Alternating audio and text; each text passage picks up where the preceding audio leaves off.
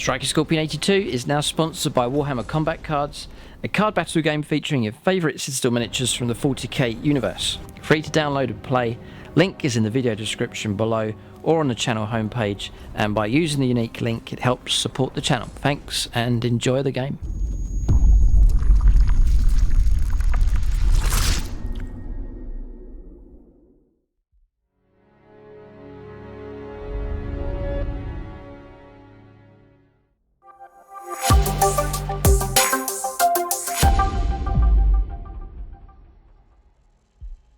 Right, welcome to this Codex review for the brand new Genestealer Cults book here that's been sent through by Games Workshop. Big thank you to them for sending me a copy ahead of time through the post.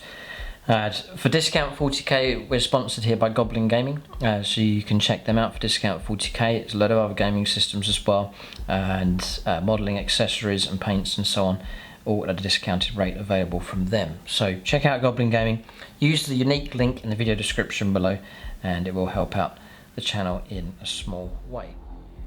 So, as the usual reviews, I'm going to go through the entire book. I'm going to come at it from the angles if I was to collect Genestealer Cults, which is a fantastic range of models.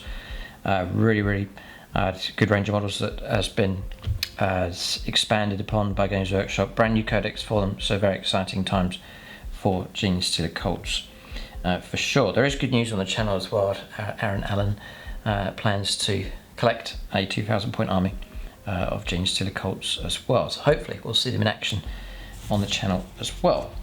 I think the plan we'll do when we start collecting new armies is we do a big push series, which is unique to YouTube channel membership. So we do, usually it's a 500 point game, 1,000 point game, 1,500 point game as the army grows and expands and the player learns the rules and how to use the force and so on. So if you want to catch the progress of that, if you're big into Genestealer Cults or thinking of getting into them, then check us out on YouTube channel membership, which is easy to do. Just hit the join button and sign up at Aspect Warrior or above, and you'll be able to gain access to all of the videos and Discord access as well. So usual format of these codexes, what I will mention actually is it comes shrink wrapped, and in there you get the counters that you'll need for, I think it's your ambush tokens. So you get that, so you can just read what's on the back and then there, and then the artwork's just continued on there. It's just a normal codex, but it comes with the markers that you'll need, and also your measuring stick across here, marking 9 inches. Just push those to the side. And the usual format for the codex, it's fantastic artwork on the front, and a very it's sort of a pinky purple and blue tones going on with that sort of Tyranid twist to it. It's a fantastic concept. It's great to see an army with a full range of models now, a very strong style to them as well. They really do stand apart from other factions. Some more artwork here. It's very useful as a painting reference. Loads of models, units and options now. Genestealer Cults. That's the full artwork across there. Usually if I'm putting a brand new army together or painting an army up, I always try and use the artwork as a reference just to get the right tones and colours that you're looking for, if you want to go to that for that scheme. So fluff first, we'll just flick through these pages here, just the background information on them. Bred for war. You can use them to, you can commandeer Imperial Guard tanks and so on as they turn to the cult. Uprising on Chalnath, the hidden threat. It is a very cool concept. The deformed and deranged, agents of the cult. Still got different types of options available. Uprising and Vigilus. Always love this piece of artwork and this combination for a game. Howling Griffins against Genestealer Cults in that exact colour scheme. Just the artwork. Fantastic artwork, and just love the clash of colours going on there. The yellow pops out, yellow and red combination. Always loved Howling Griffins, and all the way back from the early days of collecting 40k. They really do stand out on the battlefield. Particularly look good against the Genestealer Cults. Okay, some of the old artwork, which is good to see Games Workshop doing that. This is from way back, decades ago. Manifold Perils, cult of the Four-Armed Emperor, the Hive cult. It's like an Astra Militarum banner, but it's all hijacked with cult symbology. The Bladed Cog, the Rusted Claw. And he's holding a Primaris head. The Pauper Princes, the Twisted Helix, and some others here as well, cults beyond counting. Cool, with all the relevant colour schemes. Now, as far as painting these is concerned, I went into a local Games Workshop store, and one of the staff members had started collecting an army, and the model looked fantastic. It was painted up in sort of the classic colour scheme, the purples and so on. And he said that 90% of the model was painted up using contrast paints. So he said apart from a little bit of metallic work, the rest was all contrast. And he said he painted the model up. It looked really good, but he'd done it in an hour. So contrast could really be a great way of getting these painted up. Some of the brilliant characters, the Faithful Throng. There's all different themes you can go for. You can go for mechanised themes. You've got lots of vehicles. You can go like a buggy, biker type army.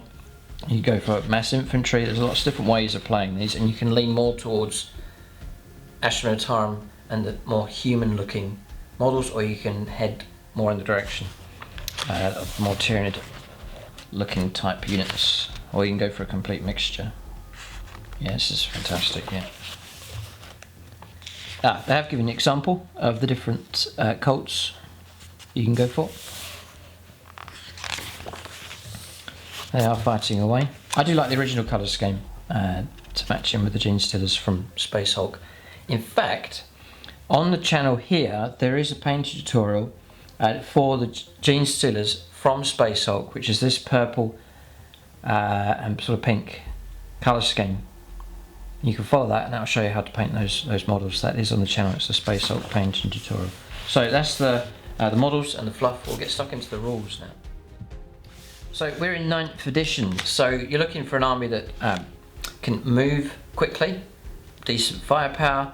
You're going to need stuff that's going to hit well in close combat because the table's smaller and armies are pushing out into objectives. So you're going to need to be able to hit hard in close combat with some units, and then being able to manoeuvre around the table and or sort of deep strike in and get to where you need to go with units. So we're looking for that tactical flexibility here with the Genestealer cults. So bearing that in mind, you're sort of an army you're trying to build that's going to be able to move out, grab and hold objectives and stand up for itself. So we'll see if that is possible.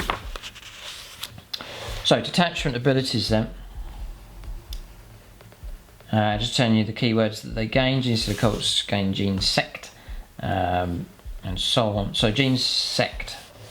You can include a maximum of one Genestealer cult's character model in this detachment. For each Genestealer cult's model with an HQ battlefield role that takes up a battlefield role in this detachment, one other Genestealer cult's character model can be included in this detachment without taking a battlefield slot. So it's similar to the Lieutenant idea for Space Marines.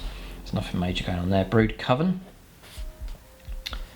Here, if your army includes any Patriarch models, you cannot select any other Genestealer cult's model as your warlord.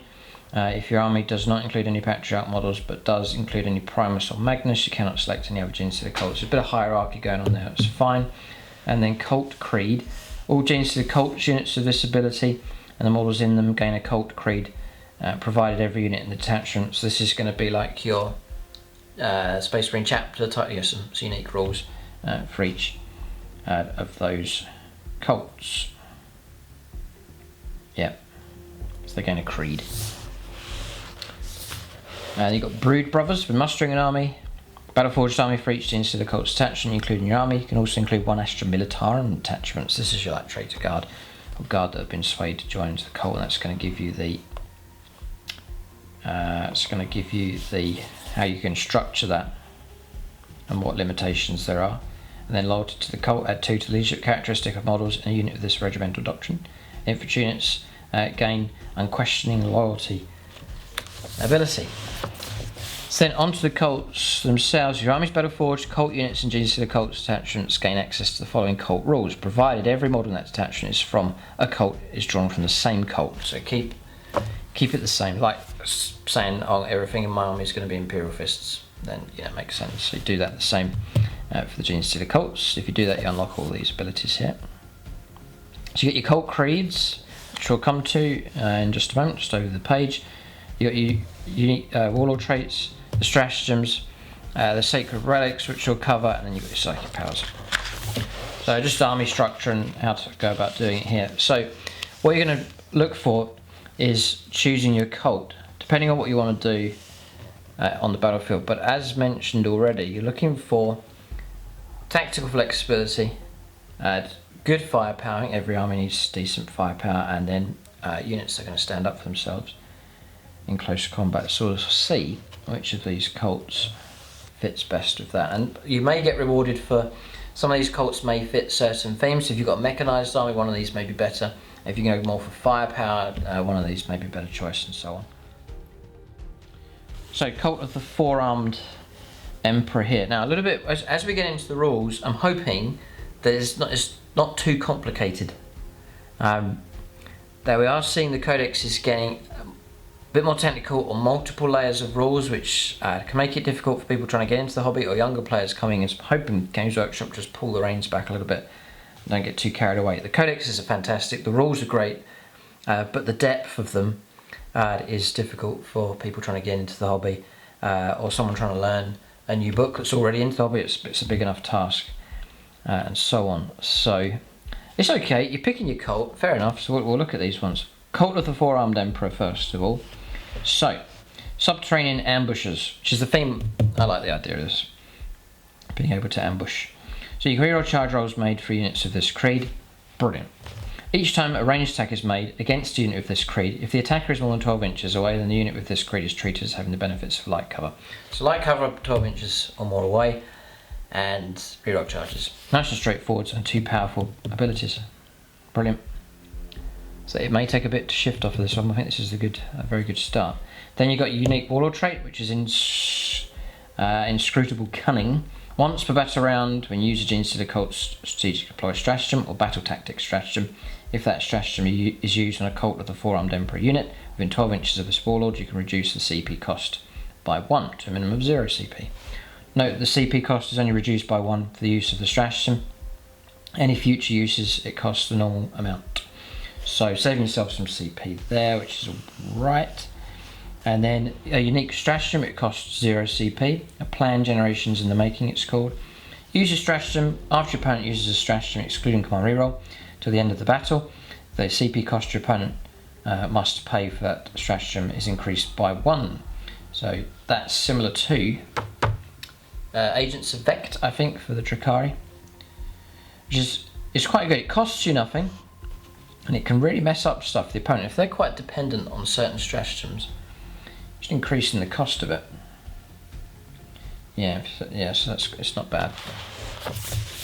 Not bad. Relic, Sword of the Four-Armed Emperor.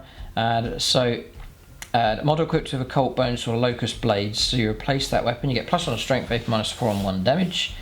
Each time the bearer fights, makes 4 additional attacks with this weapon.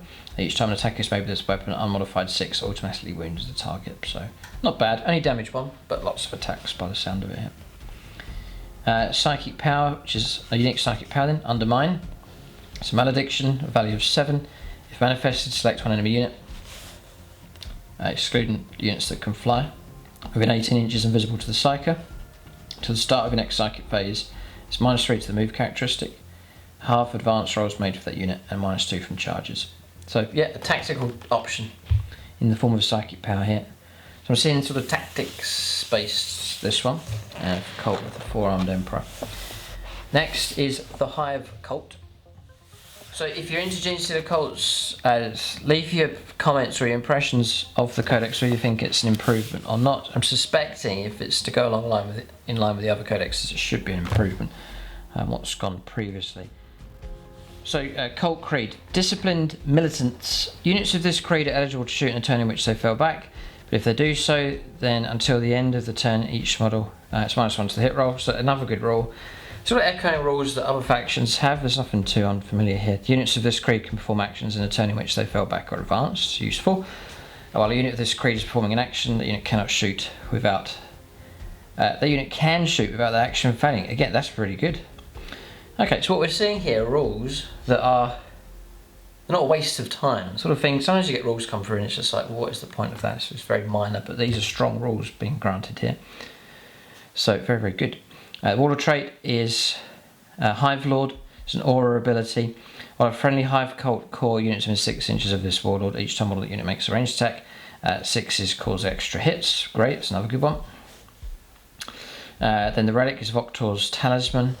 Hive cult model only. Each time the bearer makes a melee attack, an unmodified wound roll of 5+.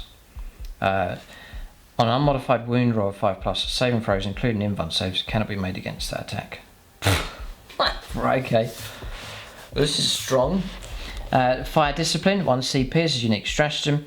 Use this stratagem in your shooting phase, and a Hive cult core crossfire unit if your army is selected to shoot. Select one enemy unit without a crossfire marker. That enemy unit gains a crossfire marker before any attacks are resolved against it. Until the end of the phase, models in that crossfire unit can only target that enemy unit. Sounds alright, good tactical one. And then Psychic Power Synaptic Blast. Walk charge value of 5. If manifested, roll a d6, adding 2 to the result for each friendly Hive core unit within 6 inches of the Psyker. If the result is less than the movement characteristic of the closest enemy unit within 18 visible to the Psyker, it's d3 mortal wounds. If it's greater, then it's 3 mortal wounds. Pretty good. I was going to say I was going to stick with that one, but that Hive cult one's strong enough. So off to a flying start here with Genestealer cults. I think these are basic rules for each of the cults. They're looking strong. The Bladed Cog next. And the image for this one's the bikers. So we'll see what comes up here. Cult Creed. Cyborgized hybrids. Models of this creed have a 6 sub-invuln save. Each time a unit of this creed is selected to shoot or fight, you can reroll 1 wound roll and resolving that unit's attacks. So, yeah. So alright. And then add 3 inches to the range characteristic of ranged weapons, excluding grenades and so on. The Warlord trait is Single-Minded Obsession. It's an aura ability. Before the battle, select 1 enemy unit from your opponent's army. Whilst a friendly Bladed Cog core unit is within 6 inches of this Warlord, each time a model on that unit makes an attack against the enemy unit, you can reroll the wound roll. Yeah, may be useful against the right target. And then Relic is Mark of the Clawed Omnissiah. Bladed Cog model only. 4+ invuln save to the bearer, and at the start of each fight phase, roll d6 for each enemy unit within engagement range of the bearer. On 2 to 3, the unit suffers a mortal wound. 4 to 5, it's 2 mortal wounds, and on 6, it's 3. Xenoform Bionics for the stratagem. Use this stratagem before the battle when you're mustering your army. Select 1 Bladed Cog infantry or biker unit from your army. Models in that unit have a 5+ invuln save. And if the unit has a power rating of 6 or less, the stratagem costs 1 CP, otherwise it's 2. And then Psychic Power, Brood Vault Surge. It's a blessing, value of 5. If manifested until the start of next Psychic phase, whilst a friendly Bladed Cog unit is within 3 inches of the Psyker, each time an attack with a damage characteristic of 1 is allocated to the model of the unit, have 1 to any armor saving throws made against that attack. So not bad for that one. The Bladed Cog. Next is the Rusted Claw, maybe suspecting something to help out with close combat. I just think with Genestealer cults, you're going for a mixed army, not too themed either way. You've got a mixture of firepower, manoeuvrability and close combat, which fits 9th edition perfectly, but I think there's plenty of options for all those requirements for a good 9th edition army. Okay, Rusted Claw. Nomadic Survivalists. Each time an attack is allocated to a model of this creed, if that attack has an armor penetration characteristic of -1 or -2, the armor penetration characteristic of that attack is worsened by 1. And then each time a unit of this creed makes a normal move or advances in your movement phase until the end of your shooting phase, it counts as having remained stationary. Okay, and then Warlord trait Entropic Touch.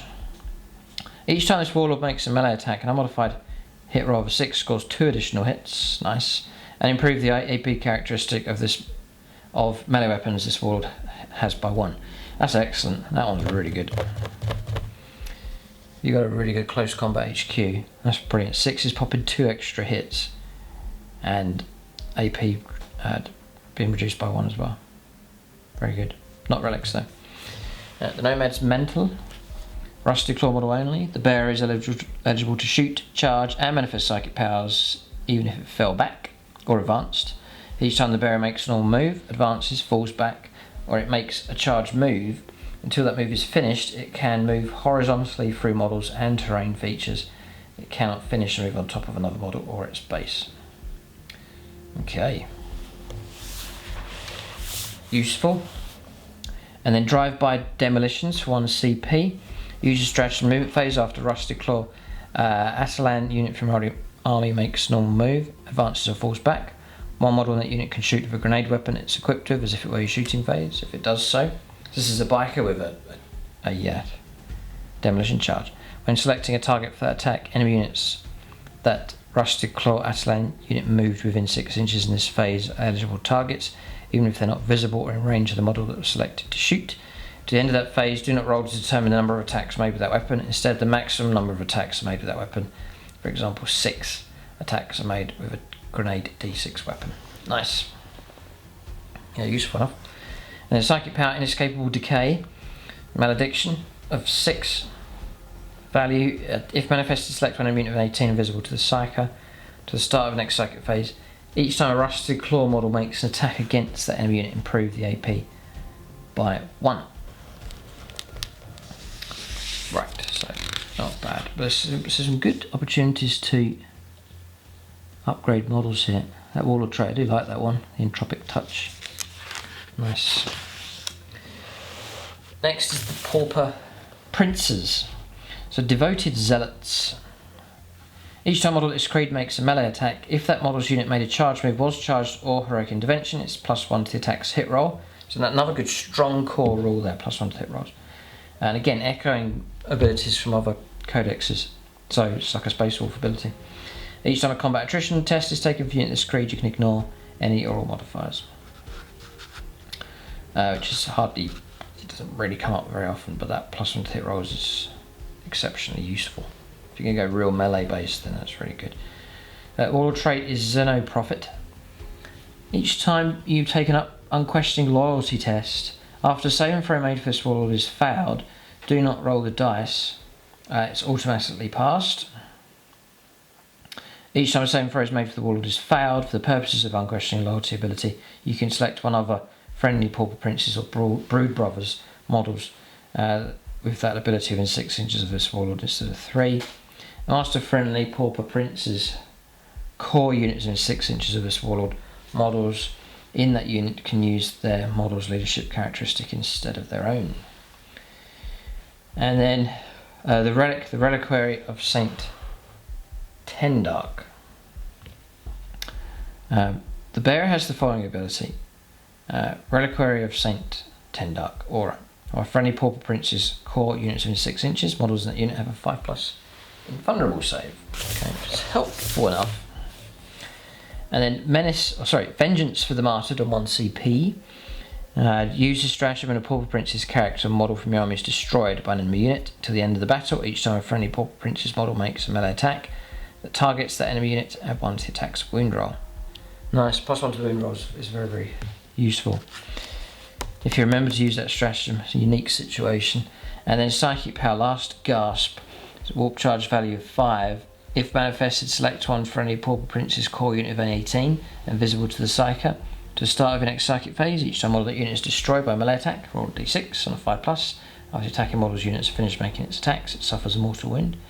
A unit can suffer a maximum of 5 mortal wounds per phase as a result of the psychic power. It's capped at 5, but still pretty good in the right situation. Quite a narrow situation though. I like psychic powers, you just kick them out each turn. So smite, for example, you just keep getting smite. For ones that take a quite a unique scenario, you can find yourself just not using them at all. Although it's good, but it's quite limited for opportunity. Right, next is the Twisted Helix. So experimental subjects, +1 to the strength characteristic of models of this creed. Again, nice and straightforward. Add 1 to the move characteristic of models of this creed. And each time an attack is made against a unit of this creed, unmodified wound roll of 1 or 2 always fails, irrespective of any abilities. So you're going to lose the 2s to wound. It's going to help out sometimes. So that's all right. Warlord trait is Bioalchemist. Add 1 to the damage characteristic and melee weapons, excluding relics. Not bad yet if you're equipped with the right stuff. The elixir of the prime specimen relic. Select one genomic enhancement for the bearer to gain, which is page 102 later on, even though it's not a core or aberrant unit. If your army includes any biophagous models or units, you can instead select 2 enhancements for the bearer to gain. Monstrous bio horrors for 1 CP. Use a stratagem in the fight phase when a twisted helix aberrant or helix abominant unit from your army is selected to fight.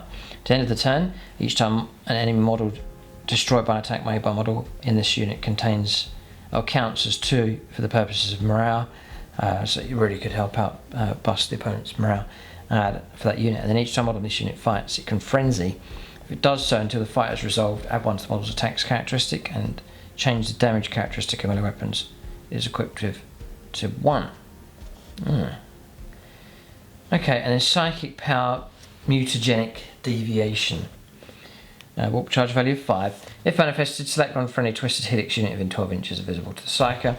To the start of the next psychic phase, each time model unit makes a melee attack, a modified hit roll of a 6 auto wins the target. It's not bad. You can see the illustration here of the aberrants and so on. Abominant and aberrants. It's sort of geared towards buffing those. Okay, so I think this is one where you can customize. Yep, so just double check what it says. Sometimes you'll get 2. If your chosen cult does not have an associated cult creed, so you haven't picked one of those previously, you must instead create their cult creed by selecting myriad cult creeds from the list here. Each myriad cult creed has a value displayed with it. When selecting myriad cult creeds, their combined value cannot exceed 4. When you select a myriad cult creed, replace all instances of the cult keyword, so on and so on. Right, so some of these are 4, which means you're going to pick that one, that's it. Others are 3, so if you picked a 3, you'd need to pick one of the 1s, for example, or 2 2s. So it's that kind of combination that you're going for. Quite a clever way of doing it. Yeah, clever enough. Yeah, so they've identified the stronger ones, and they're making those where you're going to have to take a stronger one and a weaker one, or just stick with the main strong one if it's value of 4, or you can go for 2 medium, or you can go for, hang on a second, let's just have a little look here. I'm just wondering about something. When selecting myriad cult creeds, their combined value cannot exceed 4. So I don't know, question, can you take lots of 1s?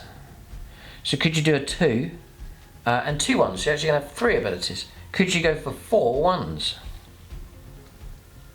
The only thing is you can't cap. It's capped at 4, you can't go over 4. So why not take 4 of them at once? These are thinking these are going to be poorer, but we'll have a look at them. Interesting. And again, you're trying to match. You're choosing your cult, and then you're choosing you're conforming or using these to form your own unique cult as well. So it's based on what you want to do on the battlefield. You're trying to enhance your battle plans. You're thinking of this is how I want to play Genestealer cults. These units I really like them, and then you try and think, right now I'm going to go to the rules, see how much I can enhance and improve them, and so on. So you're sort of doing the 2 things at the same time, collecting the models that you want, and then trying to form an army that's going to do quite well. So myriad cults then. So splinter cults. This is value of 4, so you can't pick another one to go alongside this one. Select one of the following cults: Cult of the Four-Armed Emperor, the Hive Cult, the Bladed Cult, and the Rusted Claw, the Pauper Princes, and the Twisted Helix. You go back to one of those original ones.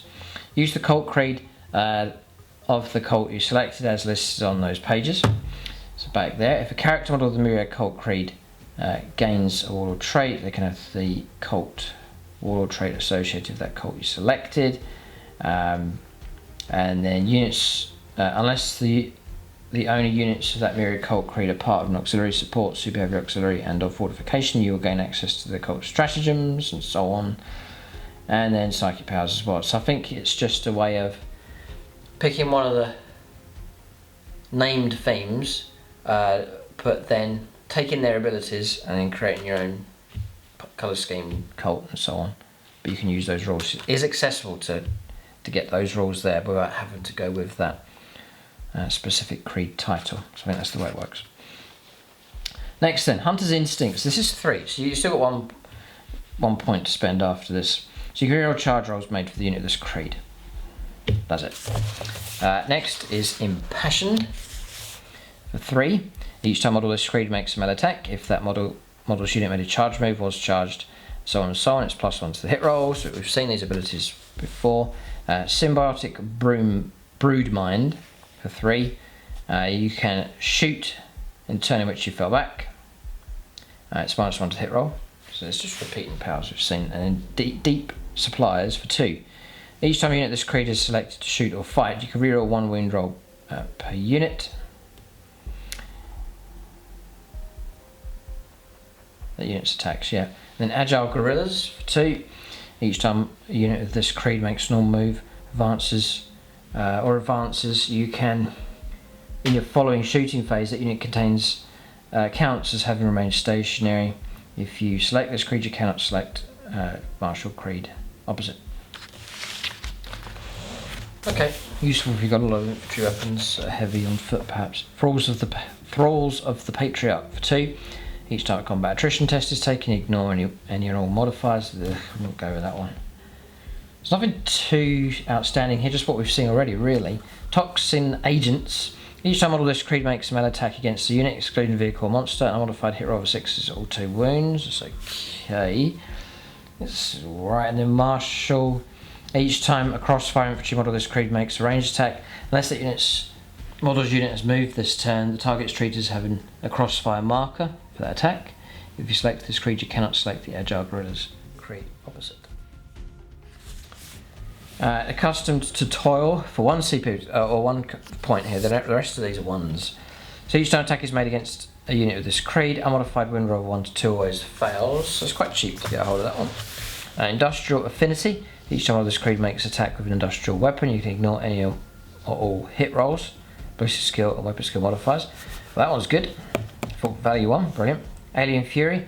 Each time a unit of this creed piles in and consolidates, can move an additional inch. Yeah.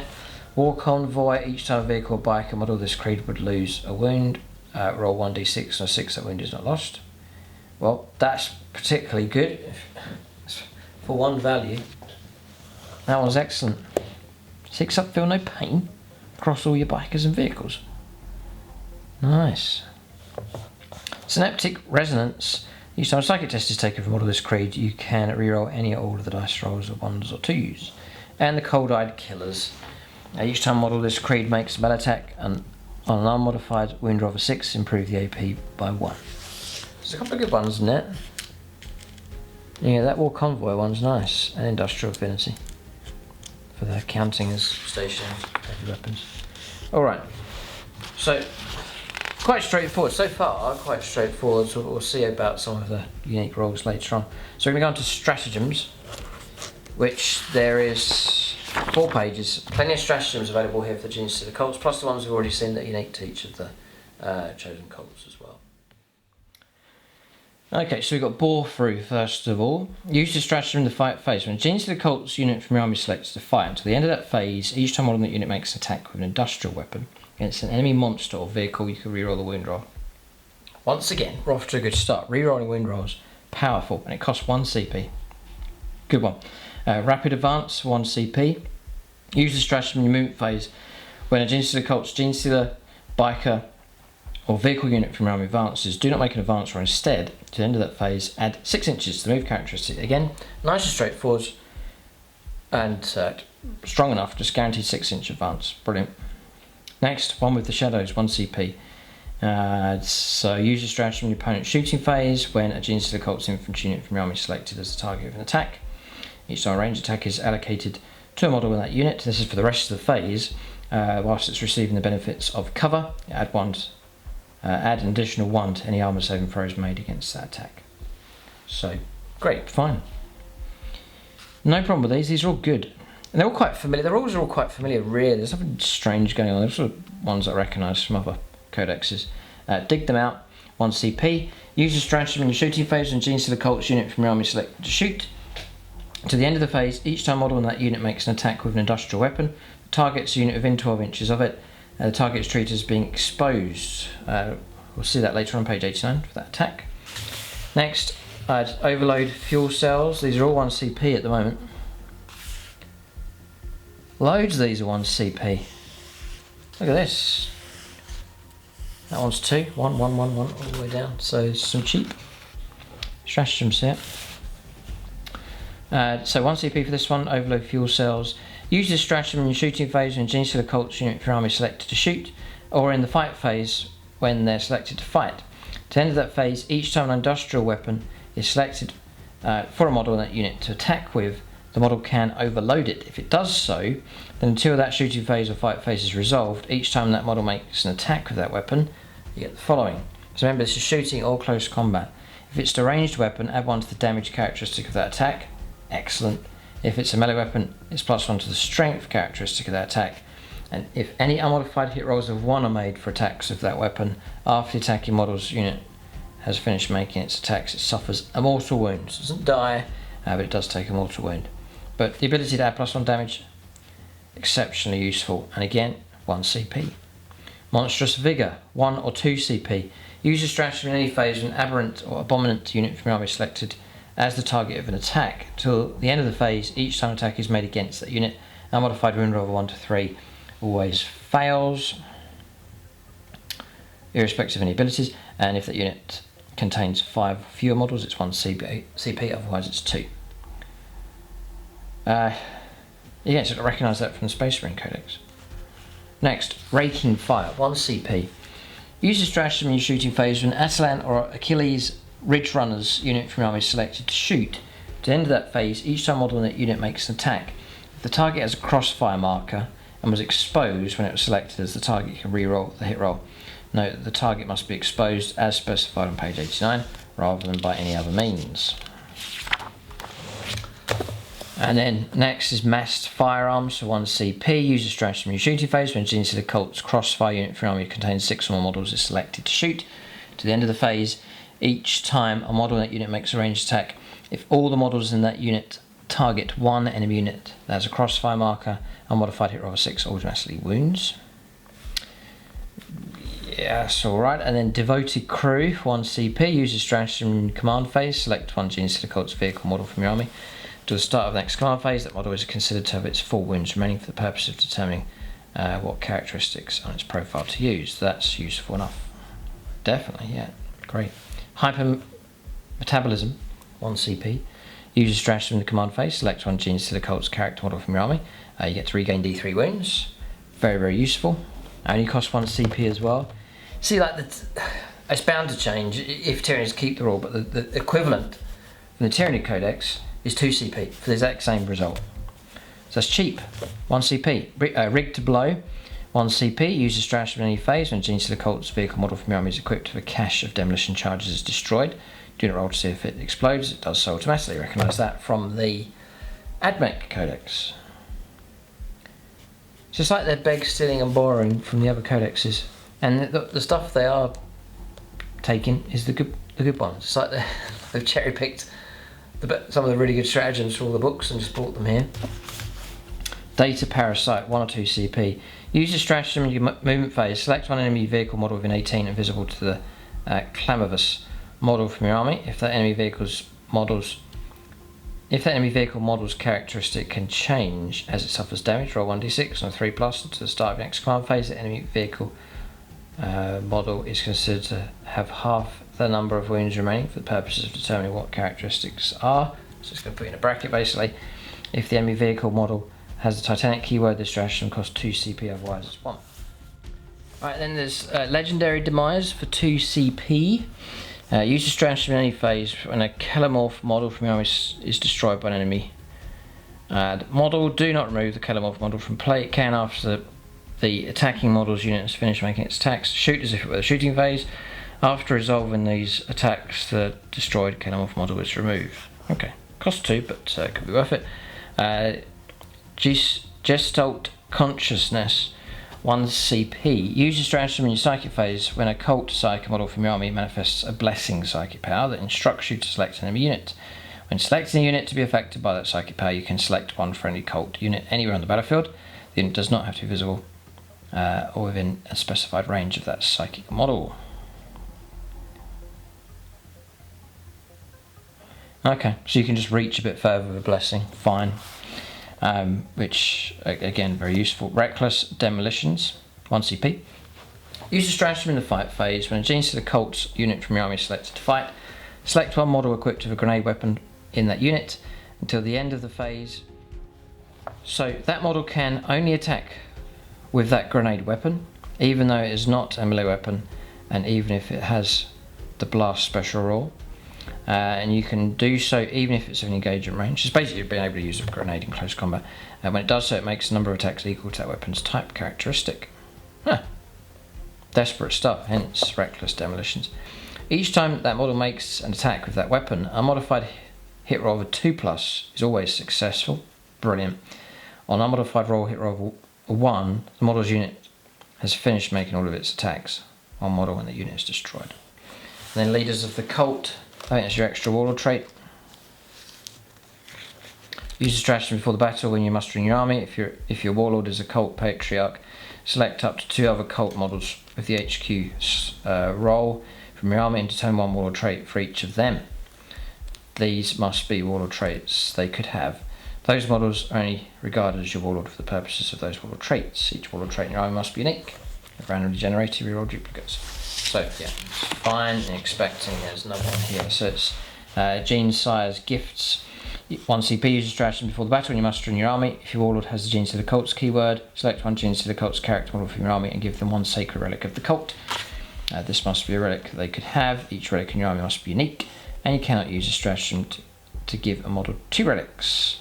You can only use a stratagem once, and if you're playing a strike force battle, in which case you can use a stratagem twice, or an onslaught battle, in which you can use it 3 times.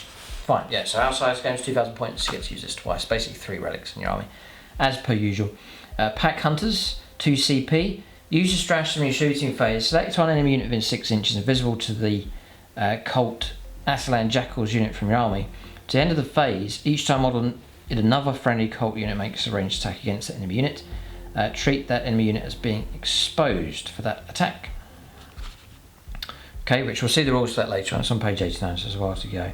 And then Genetic Lineage, 1 CP, use a stratagem in your charge phase, select 1 Acolyte Hybrids or Hybrid Metamorphs unit from your army. To the end of the turn, that unit is eligible to charge in a turn in which advance to charge, useful.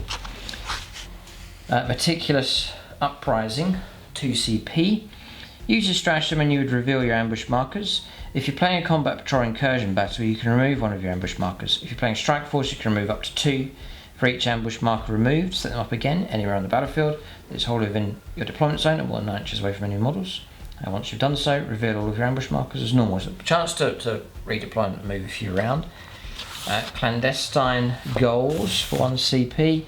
Use a stratagem after selecting secondary objectives or agendas. Choose one of your selections. Do not reveal that selection to your opponent.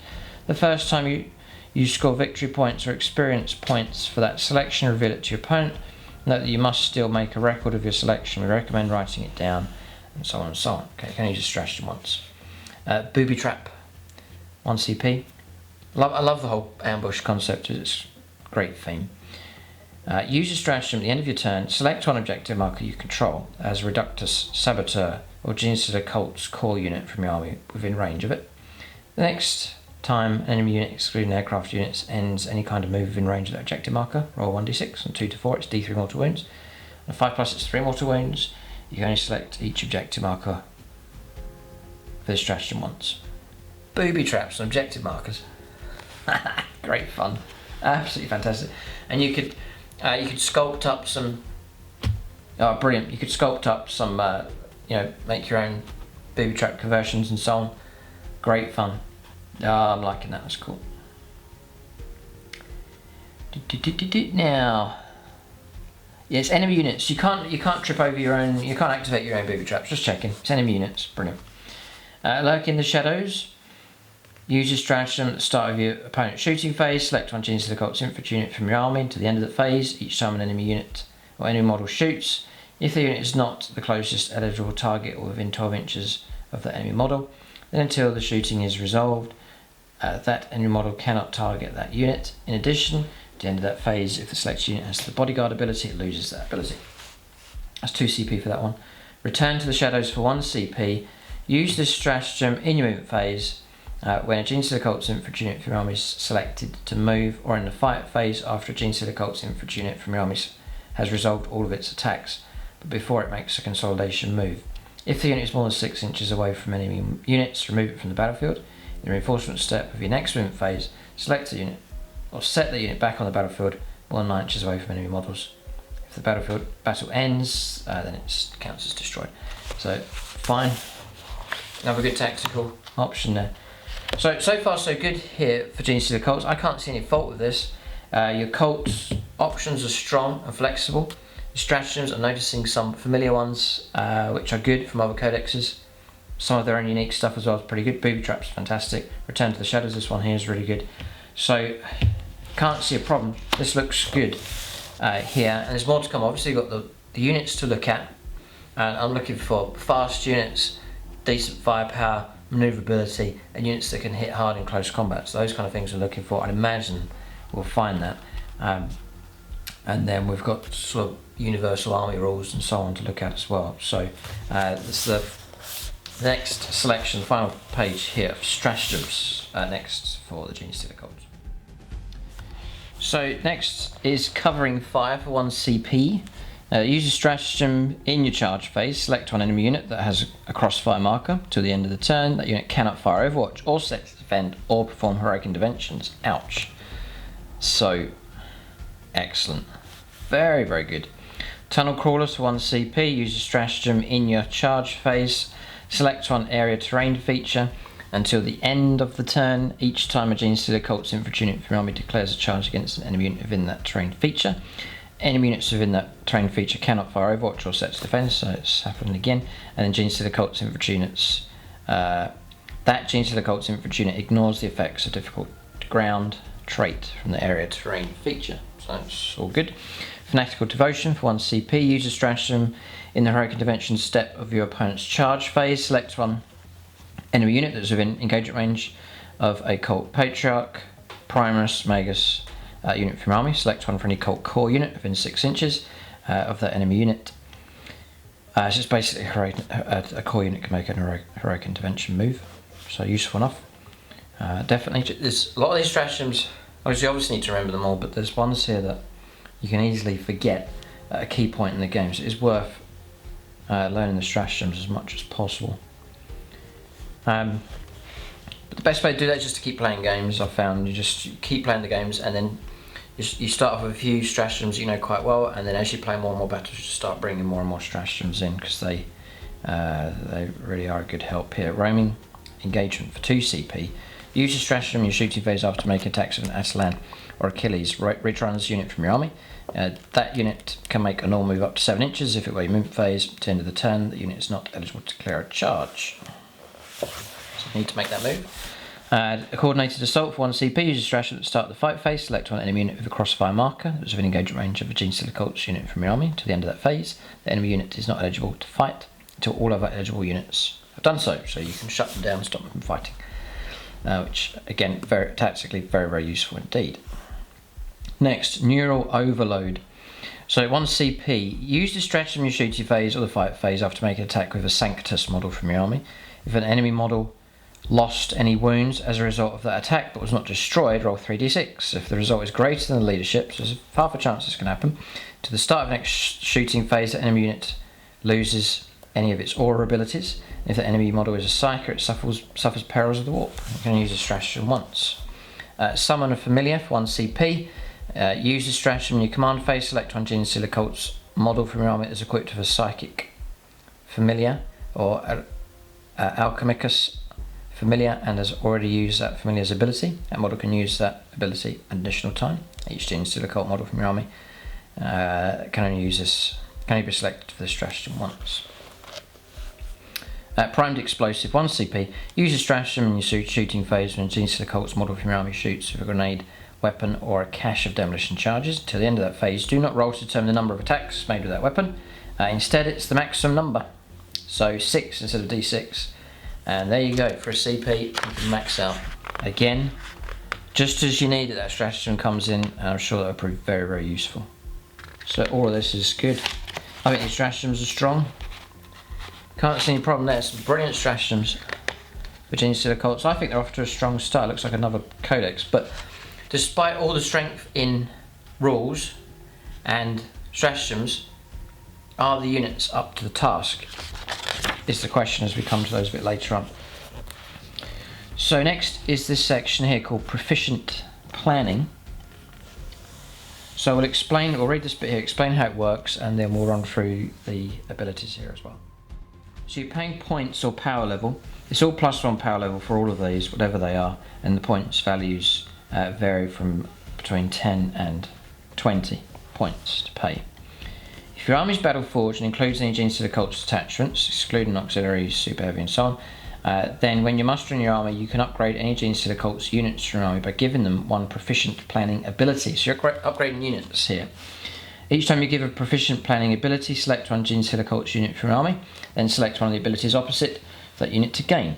Its power rating is increased. If it's match play, then it's points. Please make a note on your army roster.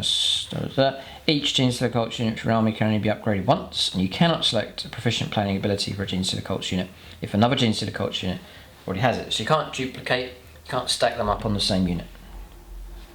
Let's talk about Crusade. Okay, so you're just upgrading a unit basically. I don't know, it's quite straightforward really. So far it's all quite straightforward stuff. It's the usual format for codexes. So first one, 20 points gives you lying in wait. Here, so an infantry unit only. When this unit is set up on the battlefield as reinforcements as a result of being set up underground, it can lie in wait. If it does so, set the unit up anywhere on the battlefield that is more than 3 inches away from enemy models. To the end of the turn, this unit is not eligible to declare a charge. So you can't charge with it, but you can get very, very close. How interesting. Okay. Then, again, tactically, that could prove very useful. I'd imagine perhaps with a unit with some close range shooting weapons, such as like meltery type stuff. We'll see what shooting options there are, but that would prove very useful indeed. For 20 points, that could be a real game changer, that one. Exacting Planner, Primus model only once per battle in your command phase. This model can use this ability. If it does so, at the end of that phase, this model can use its Meticulous Planner ability one additional time. Each time this model uses Meticulous Planner ability, you can select one friendly cult unit within 9 inches instead of a cult core. So you can expand out from core onto other cult units, and that costs 15 points. Next, for 15 points, is Alchemist Supreme. It's a Biophagus model only. When you give a unit this ability, select one core or cult aberrant unit from your army. Then select one genomic enhancement for that unit to gain, which is detailed on page 102. A trap sprung next, which again is 15 points. When this unit is set up on the battlefield as reinforcements as a result of being set up underground, until the end of the turn, each time a charge roll is made for this unit, roll one additional dice and discard one of the dice. So excellent, 3d6 charge, choosing the best. Very, very helpful. A perfect ambush is next, which is again 15 points. Crossfire unit only. When this unit is set up on the battlefield as reinforcements as a result of being set up underground, you can use this ability. If you do so, select one enemy unit within 12 inches of this unit. At the end of the turn, each time model on this unit makes a ranged attack against that enemy unit, that the enemy unit is treated as having a crossfire marker and as being exposed for that attack. And then from every angle, for 10 points, this one's the cheapest. No, there's another one. This one's 10 points, it's one of the cheaper ones. At the start of the first battle round, if the mission uses strategic reserves rules, this unit can be placed into strategic reserves without having to spend any additional CP. So it costs you 10 points, but doesn't cost you CP, regardless of how many units are already in strategic reserves. When setting up this unit from strategic reserves, treat the current battle round number as being one higher. Note this means this unit can arrive from strategic reserves on turn 1. How interesting. Cheap upgrade, and again could be very, very useful. So we're seeing some great tactical help here, which is great. There's a lot about planning and tactics associated with Genestealer Colts. These cunning plans that they have, these ambushes, and you're getting a lot of stuff to help you out with that. Mediations in Shadow, Meditations in Shadow, which is 15 points. Psychic model only. This model knows one additional psychic power, fine. And then Excavate, which costs 20 before the battle. If this unit is set up underground, it can excavate. If it does so in the resolve pre-battle abilities step of the mission sequence, select one terrain feature on the battlefield. You cannot select fortification. That terrain feature loses defensible, heavy cover, light cover, inspiring traits and gains difficult ground. So they wreck something basically. Again, very interesting. And then next, they came from below for 10 points, non-vehicle model only, or unit only. If this unit is set up in ambush, when revealing ambush markers, you can do one of the following. Remove one ambush marker from the battlefield and set up this unit underground instead.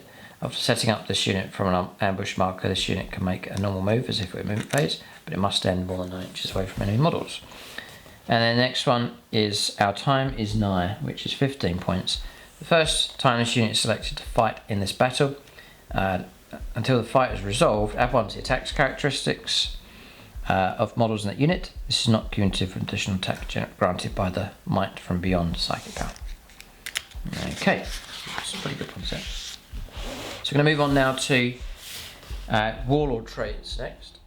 So remember, you've already got your unique warlord traits for each of the cults, but then you've got your usual 6 that you can take here. So focus of adoration. Whilst a friendly cult core or cult pure strain Genestealer's unit is within 6 inches of this warlord, that unit is eligible to perform heroic interventions as if it were a character unit. Right, so yeah, helpful enough. Shadow Stalker. Each time attack is made against this warlord, it's -1 from the hit roll, so yeah. And it says an attack, so I'm presuming that's shooting or close combat. Next is Biomorph Adaptation, +1 attacks and toughness for the warlord, all quite straightforward. Prowling Adjutant. Once per turn, this warlord is selected as a target of a charge. Before the charge roll is made and after firing any overwatch, it can make a normal move up to 6 inches, or so you can escape from being charged. Clever. And then Alien Majesty. Add 3 inches to the range of this warlord's aura abilities to a maximum of 9. Add 3 inches to the range of the following abilities this warlord has, if any: Jackal, Meticulous Planner, and Priority Target. And the last one, Preternatal or Preternatural Speed. Each time this warlord makes a melee attack, you can reroll the hit roll. And at the start of the fight phase, if this warlord is within engagement range of any units, it can fight first. And that one's really good as well. Fighting first, rerolling hits. Strong. Yeah, well, not bad at all. There's some good, great ones there. So we've got the Broodmind Discipline here. 6 psychic powers are available. So Mass Hypnosis, it's a Malediction, Warp Charge value of 7. If manifested, select one enemy unit of an 18 invisible to the Psyker. Subtract 1 from the attacks characteristics of models in that unit. It's pretty good. In the fight phase, the unit is not eligible to fight until all other... So again, it's another ability where you're shutting down the unit's ability to fight first. Perhaps if you're anticipating a charge coming in, put that power on them, force them to fight last, and knock an attack off the profile as well. Fine. It's a good one. Mind Control next. So each time a model in this unit makes an attack, subtract 1 for the attack's hit roll. This is value of 6, by the way, and again it's within range 18, visible to the Psyker. And then secondly, if the result of the psychic test was equal to or greater than the leadership, subtract 1 for the unit's leadership characteristic and subtract 1 from combat attrition as well. Psionic Blast, warp charge value of 5. If manifested, select one enemy unit of an 18 invisible to the Psyker. For the purposes of selecting that enemy unit, unless that enemy unit is in engagement range of this Psyker, the Lookout Sir rule applies if that psychic power is a ranged weapon with a range characteristic of 18. The unit suffers D3 mortal wounds. If the result of the psychic test was equal to or greater than the leadership, it's 3 mortal wounds instead of D3. Mental Onslaught next, which is a witch, fire value of 5. If manifested, select one enemy unit within 24, invisible to the Psyker, roll 4d6. For each 5+ unit suffers a mortal wound. If any models in that unit are destroyed as a result of those mortal wounds, but the unit is not destroyed, keep repeating the process. Oh no, reduce the number of dice rolled by 1 each time. So 3d6 on the first repeat, 2d6 on the second, until any of the following conditions are met. The number of dice is 0. You roll no results of 5+, or no enemy models are destroyed. Pretty good actually. Charge value of 5, I like that one. Mental Onslaught. You get some great results for that. Psychic Stimulus. It's a blessing. Warp charge value of 6. Manifested, select one friendly cult unit of an 18 visible to the psyker. The unit's eligible to shoot and declare a charge and turn in which it advanced or fell back. Models in that unit do not suffer the penalty incurred to their hit rolls for firing assault weapons, and the same turn in which the unit advanced. Might from Beyond is a blessing with a value of 6. If manifested, select one friendly cult unit of an 18 visible to the psyker. To the start of the next psychic phase, add 1 to attacks characteristic of models in that unit. Still pretty good. Not too bad at all. So relics now, 2 pages. 2 pages of relics available here for Genestealer cults. So, Sword of the Void's Eye. Model equipped with a Cult Bone Sword or Locust Blade only. So you swap it out and you get +2 strength, AP -3 and 2 damage. Each time an attack is made with this weapon, you can reroll the hit roll and the wound roll. Nice. Brilliant weapon. Reroll and hit some wounds. It's a massive improvement. Excellent. And then you've got the Hand of Aberrance here. Model equipped with a Toxin Injector Claw only. This relic replaces that. Gives you strength for the user, -2 and 3 damage. You get an additional attack with a weapon, and each time an attack is made with this weapon against a unit, excluding vehicle and Titanic, an unmodified wound roll of 2+ is always successful. Eek. Another good close combat weapon. Okay, Amulet of the Void Worm. A 4+ in 1 save to the bearer. Once for battle, an attack is allocated to the bearer, it can channel the shadow in the warp. If it does so, the saving throw is automatically a 6. Do not roll. And then each time the bearer declares a charge, enemy units that were targeted by that charge cannot fire Overwatch or set to defend against that charge. So, pretty good. The Oppressor's Bane. So it's replacing an auto pistol, so you can only get better with replacing that. The bearer gains crossfire ability and the crossfire keyword, and the weapon is range 15, pistol 3, strength 4, -2 and 2 damage. And each time an attack is made with this weapon, the target is considered to have a crossfire marker and is being exposed to the attack. And then Wormtooth rounds. Each time the bearer shoots, this is a unique one. We're onto some unique ones now, depending on what cult you choose. So Kellamorph ability, or Kellamorph model. Each time the bearer shoots, you can select any number of the Liberator auto stubs it is equipped with to fire a Liberator Wormtooth round. If you do so until the shooting is resolved, each Liberator auto stub you select has the following profile. So it's range 18, heavy 1, strength 6, -3 and 3 damage. And the Liberator Wormtooth round does not have the Liberator auto stubs ability. Then it's Dagger of Swift Sacrifice. It's a model with a Magus Bio Dagger or Sanctus. Each time the bearer is selected to fight, you can reroll 1 wound roll in making the bearer's attacks, and each time the bearer has fought, select one enemy model that lost any wounds as a result of an attack made by the bearer's Magus Bio Dagger or Sanctus Bio Dagger, but was not destroyed. Roll 1d6 and a 3+, and it's d3 mortal wounds. And then the Crouchling. Model equipped with a familiar, you're going to replace it with the Crouchling. Once per psychic phase, you can reroll 1 psychic test taken for the model, and each time a psychic test is passed for this model, if all dice results for that test were the same, that psychic power or psychic action cannot be denied. Right. Okay. Then Gift from Beyond. Model equipped with a Colt sniper rifle. It's range 48. Heavy 1, strength 5, -3 and 3 damage. So pretty good. Each time you select a target for this weapon, you can ignore Lookout Sir. Each time an attack is made with this weapon, any unmodified wound roll of 4+ inflicts a mortal wound on the target in addition to any normal damage. So snipers are tricky. You need, usually, even with this weapon here at damage 3, you're going to need multiple hits coming through to kill your average character, which is now 5-6 odd wounds. And then they're moving or they're hiding, so it's difficult for snipers to have too much of an impact. But it is a good sniper weapon for sure. The Unwilling Orb. Psycho model. The bearer can attempt to deny 1 additional psychic power in your opponent's psychic phase.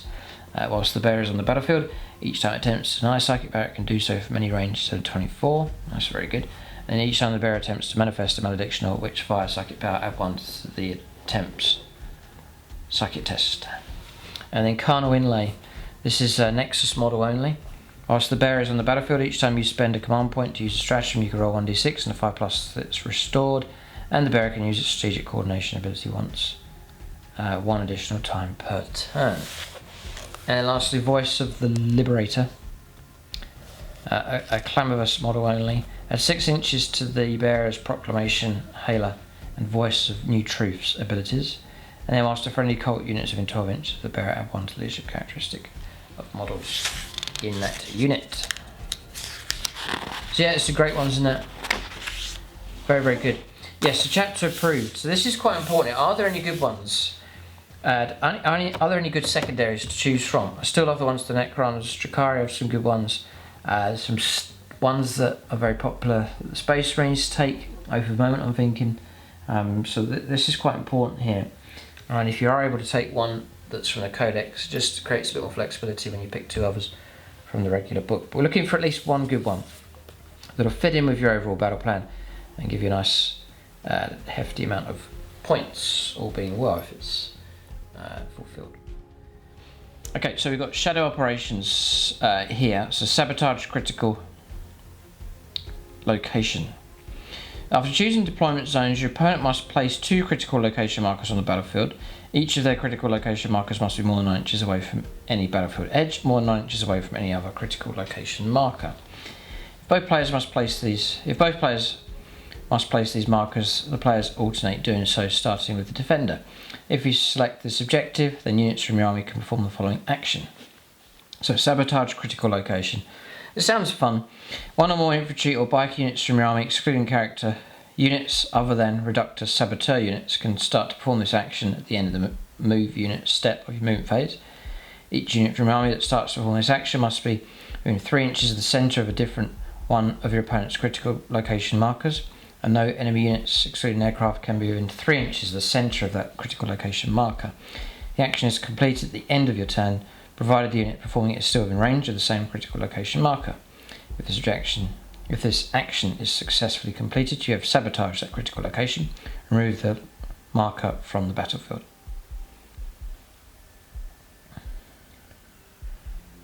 Okay.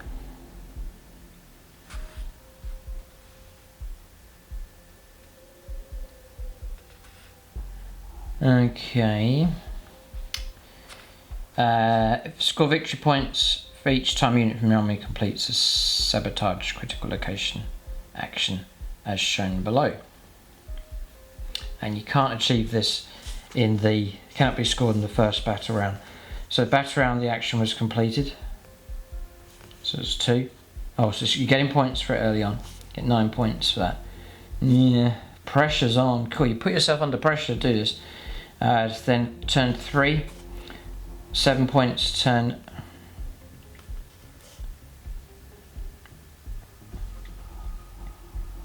yeah. But yeah, it's not too bad. Turn 4, 5 points, turn 5, 3 points. Because there's 2 markers, right? So in other words, if it on turn 2 you did both, then you'd get 18 points, obviously it's capped at 15. So if you did both on turn 3, you get 14 points. If you left it till turn 4, so I have 10 points. You know, if you're getting both of them done, but it puts you under pressure to do it. Some of the best secondaries are where you get rewards for doing what you're doing anyway. So killing enemy models, which you're going to be doing anyway, and just getting points for it. This you've got to go out of your way to try and fulfill a mission, and the opponent can then try and muck up your plans and hamper you from doing it. They know what you're up to, and then it can be quite hard. It can get disrupted and you can lose out. I can see you losing out quite bad on that one. So yeah, it sounds very cool, especially I can imagine industrial complex, and yeah, you got 2 markers and you're trying to work your way through to sabotage them. It's a very cool idea. Brood Swarm next, Battlefield Supremacy. So at the end of your turn, select or score 1 victory point for each of the following that applies. This sounds a bit better. Yeah, you have more models with your opponents within your opponent's deployment zone than the opponent does. You have more models within your deployment zone than your opponent does. You have more models on the battlefield that are not within either player's deployment zone than your opponent does, and all 3 of the above bullet points apply. Oh, okay, interesting. So it would work well against custodies, I would imagine. Just flood the army of models. Yeah, to maximum 4 points per turn. Brood Swarm sounds good. Might fit your theme if you've got lots of infantry and so on foot. Purge the enemy, it's an ambush option. Just gonna bring out the book here. Just giving you an idea of what's going on. So your shadow operations, that's in competition with raise the banners, retrieve Octarius data and investigate signals. So in line with those.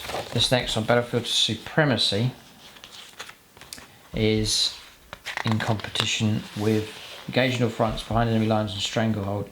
So engaging all fronts is popular. Brood Swarm is pretty good though. Yeah. It's a close call between those two. Engage is pretty good. Brood Swarm possibly worth a try. And then the next one's purge the enemy. So this is here. So assassination, Titan Hunter, and bring it down. So you've got another option in the form of ambush. At the end of your turn, score victory points in the following ways. So 1 victory point if 1 or more enemy units were destroyed this turn whilst they had a crossfire marker. So doing what you're doing anyway. Score 1 victory point if 1 or more enemy units were destroyed this turn by units from your army that were set up from ambush or from underground during this turn. Fine. And then score 1 victory point if 1 or more enemy units were destroyed this turn as a result of a ranged attack made by a model from your army, and that enemy unit was exposed when it was selected as a target of that ranged attack.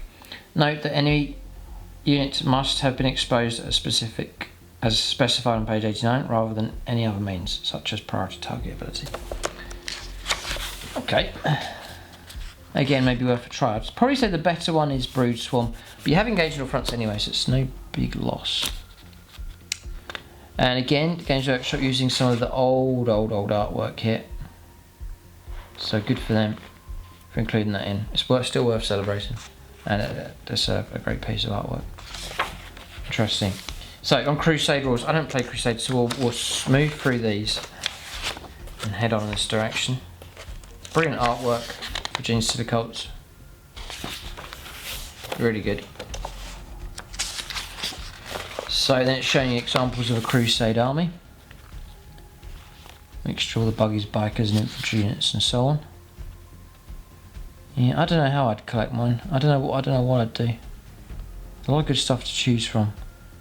I'm not sure. I do like the idea of infantry mechanised and loaded up inside the truck transports. Do like the idea of that. Okay, so onto data sheets here, and this is where we're going to get into some of the unique rules for this faction. So, cult keywords, that's fine. Abilities then. So, unit's data sheet will list all the abilities it has. Certain abilities that are common to many units are only referenced on the data sheets rather than described in full. These are described below. So, conceal. During deployment, you can set up this unit in ambush instead of setting it up on the battlefield. If this unit is an infantry or bike unit, you can set this unit underground instead of setting it up on the battlefield.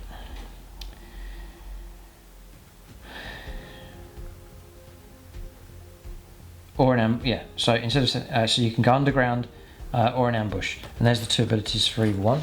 So if you decide to go into using conceal, if you decide to go into ambush, units set up in ambush are considered to be set up on the battlefield unless they're embarked in a transport model, even though their models are not actually on the battlefield.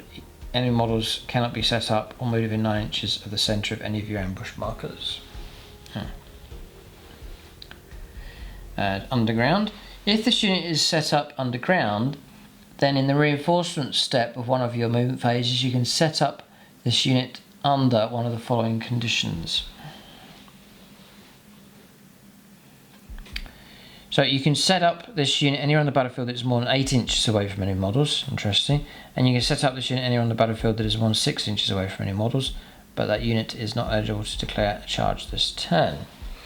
If a unit set up underground has any abilities that are used in your command phase, for example Meticulous Planner, then the first time that unit is set up on the battlefield, you can use any or all of those abilities as if it were your command phase.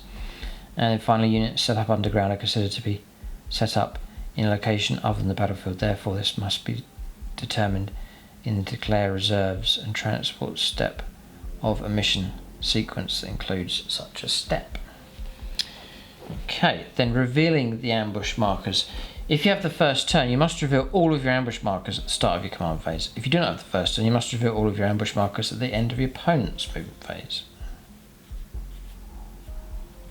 The end of your opponent's movement phase, interesting. And then to reveal an ambush marker, you select one unit from your army that was set up in ambush and has not yet been set up on the battlefield. Set up one model from that unit within an inch of the centre of the ambush marker, wholly within your deployment zone, and more than 9 inches away from enemy models. Then remove that ambush marker. Set up the remaining models in that unit wholly within 6 inches of the first model, wholly within your deployment zone, more than 9 inches away from any models. So straightforward enough, just guiding you on how to set them up. It's all fair enough. Units set up from ambush do not count as reinforcements. So it's straightforward enough how to set up your ambushing units and so on. And underground's quite good. You get the 8 inches away instead of 9 inches away from enemy models, and you're allowed to charge or attempt to charge. So unquestioning loyalty. Each time a saving throw made for a cult character model from your army has failed, you can select one other friendly cult or Brood Brothers model from your army within 3 inches of that character model and undertake an unquestioning loyalty test. To do so, roll 1d6, adding 1 to the result if that character model is a Patriarch model. On a 4+, the test is passed and that character does not suffer damage. Instead, the friendly model you select is destroyed. The attack sequence ends. Yeah, brilliant. So fine, loads an easy way of doing bodyguard duty to protect your characters. Fits to the theme of Genestealer cults perfectly as well. So next is this crossfire rule, which you've seen mentioned a lot. If every unit from your army has a Genestealer cults keyword, excluding unaligned units, and the percentage ratio of Brood Brothers units specified on page 54, and every unit from your army that belongs to a cult belongs to the same cult, the unit can use this ability with the following rules. So crossfire markers, which is that one. The cross on it, the other one's the ambush marker. I see how it works. Ambush and crossfire. So in your shooting phase, each time a crossfire unit is selected to shoot, if all of those attacks target one enemy unit without a crossfire marker, after resolving those attacks, the target gains a crossfire marker if any of the following conditions are satisfied. 5 or more of those attacks scored a hit. Right, so what you're doing is one unit's firing in, it's helping guide in other units. So you get in 5 hits and you'll give that enemy unit a crossfire marker. 1 or more of those attacks with a damage characteristic other than 1 scored a hit. And at the end of your turn, remove all crossfire markers enemy units have. So the effects of a crossfire, and I would imagine... Oh, I wonder if you stack them. We'll find out here. But like Tau, the marker lights. Each time a crossfire model makes a ranged attack, if the target unit has a crossfire marker, add 1 to the attack's hit roll. That's excellent. So, immediately I'm thinking you take your cheap infantry units just to get the hits, and they help coordinate with crossfire your heavy weapons and increase their accuracy. So I immediately can see the tactic there. Each time a crossfire model makes a ranged attack, if the target unit has a crossfire marker and was exposed when it was selected as the target, add 1 to the attack's wound roll. Ouch. And each time a crossfire model makes a ranged attack, if the target unit has a crossfire marker or was exposed when it was selected as the target and was within 12 inches when it was selected as the target does not receive the benefits of cover against that attack. And that's excellent as well. Cool. Great. And then exposed. To determine if a target unit is exposed, draw a line of sight from any part of the base or hull of one model in the attacking crossfire unit to any part of the base or hull of one model in another friendly crossfire unit that is visible to that model as shown in the diagram on the right. The target unit is exposed if both of the following conditions are satisfied. So lines of sight, that line of sight passes over any part of the base or hull or one of those models in the target unit. And then the line does not pass over a terrain feature with the obscuring terrain trait unless those crossfire units or the target unit are on or within that same terrain feature, or the target unit could not be targeted even if a terrain feature with the obscuring terrain trait was between it and attacking model, e.g. an aircraft, has a wounds characteristic of 18 or more. Okay, so good. It's a team effort. It's like good combinations going on here. Crossfire's good. Exposed is good.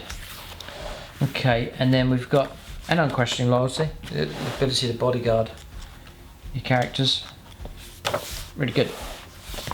So you've got summon the cult. Each time a neophyte hybrids unit from your army summons the cult, D6 destroyed models can be added back to that unit. Each time any other Genestealer cult's unit from your army summons the cult, D3 destroyed models can be added back to that unit with their 4 wounds remaining.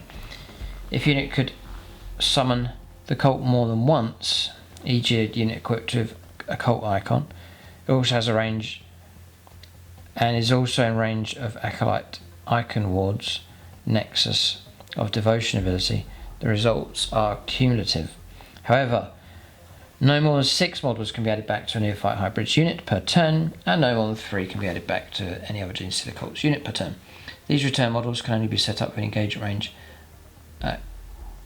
of enemy units that are already within engagement range of the unit they're being added back to. Fair enough. Yep. Fine. Yeah, it's just not too bad. Just learn how to do your crossfires and your ambush markers and so on. That's their unique bit. Everything else structure-wise is just should be familiar. Okay, then we'll take ourselves onto the units. I'm not going to go meticulously through all of these. I'm not going to call out all the points, but we'll skip through and pick out some of the features of these units here. So I'm looking for manoeuvrable units. I'm looking for units that could kick out some decent firepower just to bring stuff down. I'm also looking for units that will fight hard in close combat as well. So I'm looking for those kind of abilities. And there's tactical flexibility that we need as well. So overall, impressed enough with the Genestealer cults. I think they'd be great fun to collect. Excited for Aaron. I think he's onto a good option here. It's something completely fresh to what he's got as well. You know, maybe if you're in position, you don't want to collect Imperial stuff, but you don't want to go Chaos, and you may not want any Xenos stuff. So it's sort of this concept you may find appealing. It's great. You've got fresh Ranger models, brand new Codex. Great time to jump in. Here, so the Patriarch you're looking at, I'll pick out some of the features. The weapon skill 2+, movement 8, 7 wounds here, 6 attacks as base, 4 up save, 4+ invuln save with the reflexes. You can advance and charge, so it's familiar with the Genestealers. Living Idol ability, it affects combat attrition. Not that great. Can manifest 2 psychic powers, interestingly, and deny 1. So you can load it up pretty good. And I'm just going to give you an idea, 140 points. If you take it familiar with it, it's going to cost you another 10. The Patriarch's Claws are actually strength of the user, so strength 5, AP -3 and 2 damage. Any 6s to wound is AP -6 and 3 damage. So yes, okay. The Primus next, 5 wounds, 4 attacks. He's equipped with the needle pistol, which is range 18. I'll just call this one out because I haven't done this one yet. Pistol 1, strength 1, AP 0, D3 damage. Each time attackers made with this weapon against a unit, excluding vehicle Titanic, it's 2s as a wound. So not that scary really. The Colt Bone Sword is +1 strength, -2 and 2 damage. And the Toxic Injector Claw is strength user -1 and 2 damage. Each time the bearer fights, it makes 1 additional attack with this weapon. Each time attack is made with this weapon against a unit, excluding a vehicle or Titanic, an unmodified wound roll of 2+ is always successful. Yeah. Okay. So you've got Conceal and Questioning Loyalty. Cult Demigog. Whilst a friendly cult core unit is in 6 inches of this model, each time model in that unit makes an attack reroll hit rolls of 1. Okay. And the Meticulous Plan. In your command phase, select one friendly cult core unit within 9 inches until the start of the next command phase. Each time model makes an attack, its reroll wind rolls of 1. So he's alright. Primus is okay, and it will cost 80 points. No further upgrades to be paid. Next is the Magnus. basic stat line really, 5 up save, 4 stave, usual rules. The Magus Bio Dagger, strength 1, 0 AP and 1 damage. Each time the bearer fights, no more than 1 attack can be made with this weapon. Each time attack is made with this weapon against a unit, excluding vehicle or Titanic, unmodified wound roll of 3+, inflicts a mortal wound. Psychic Familiar. Once a battle, you can roll 1 psychic test taken with this model. That's what you get for the Familiar.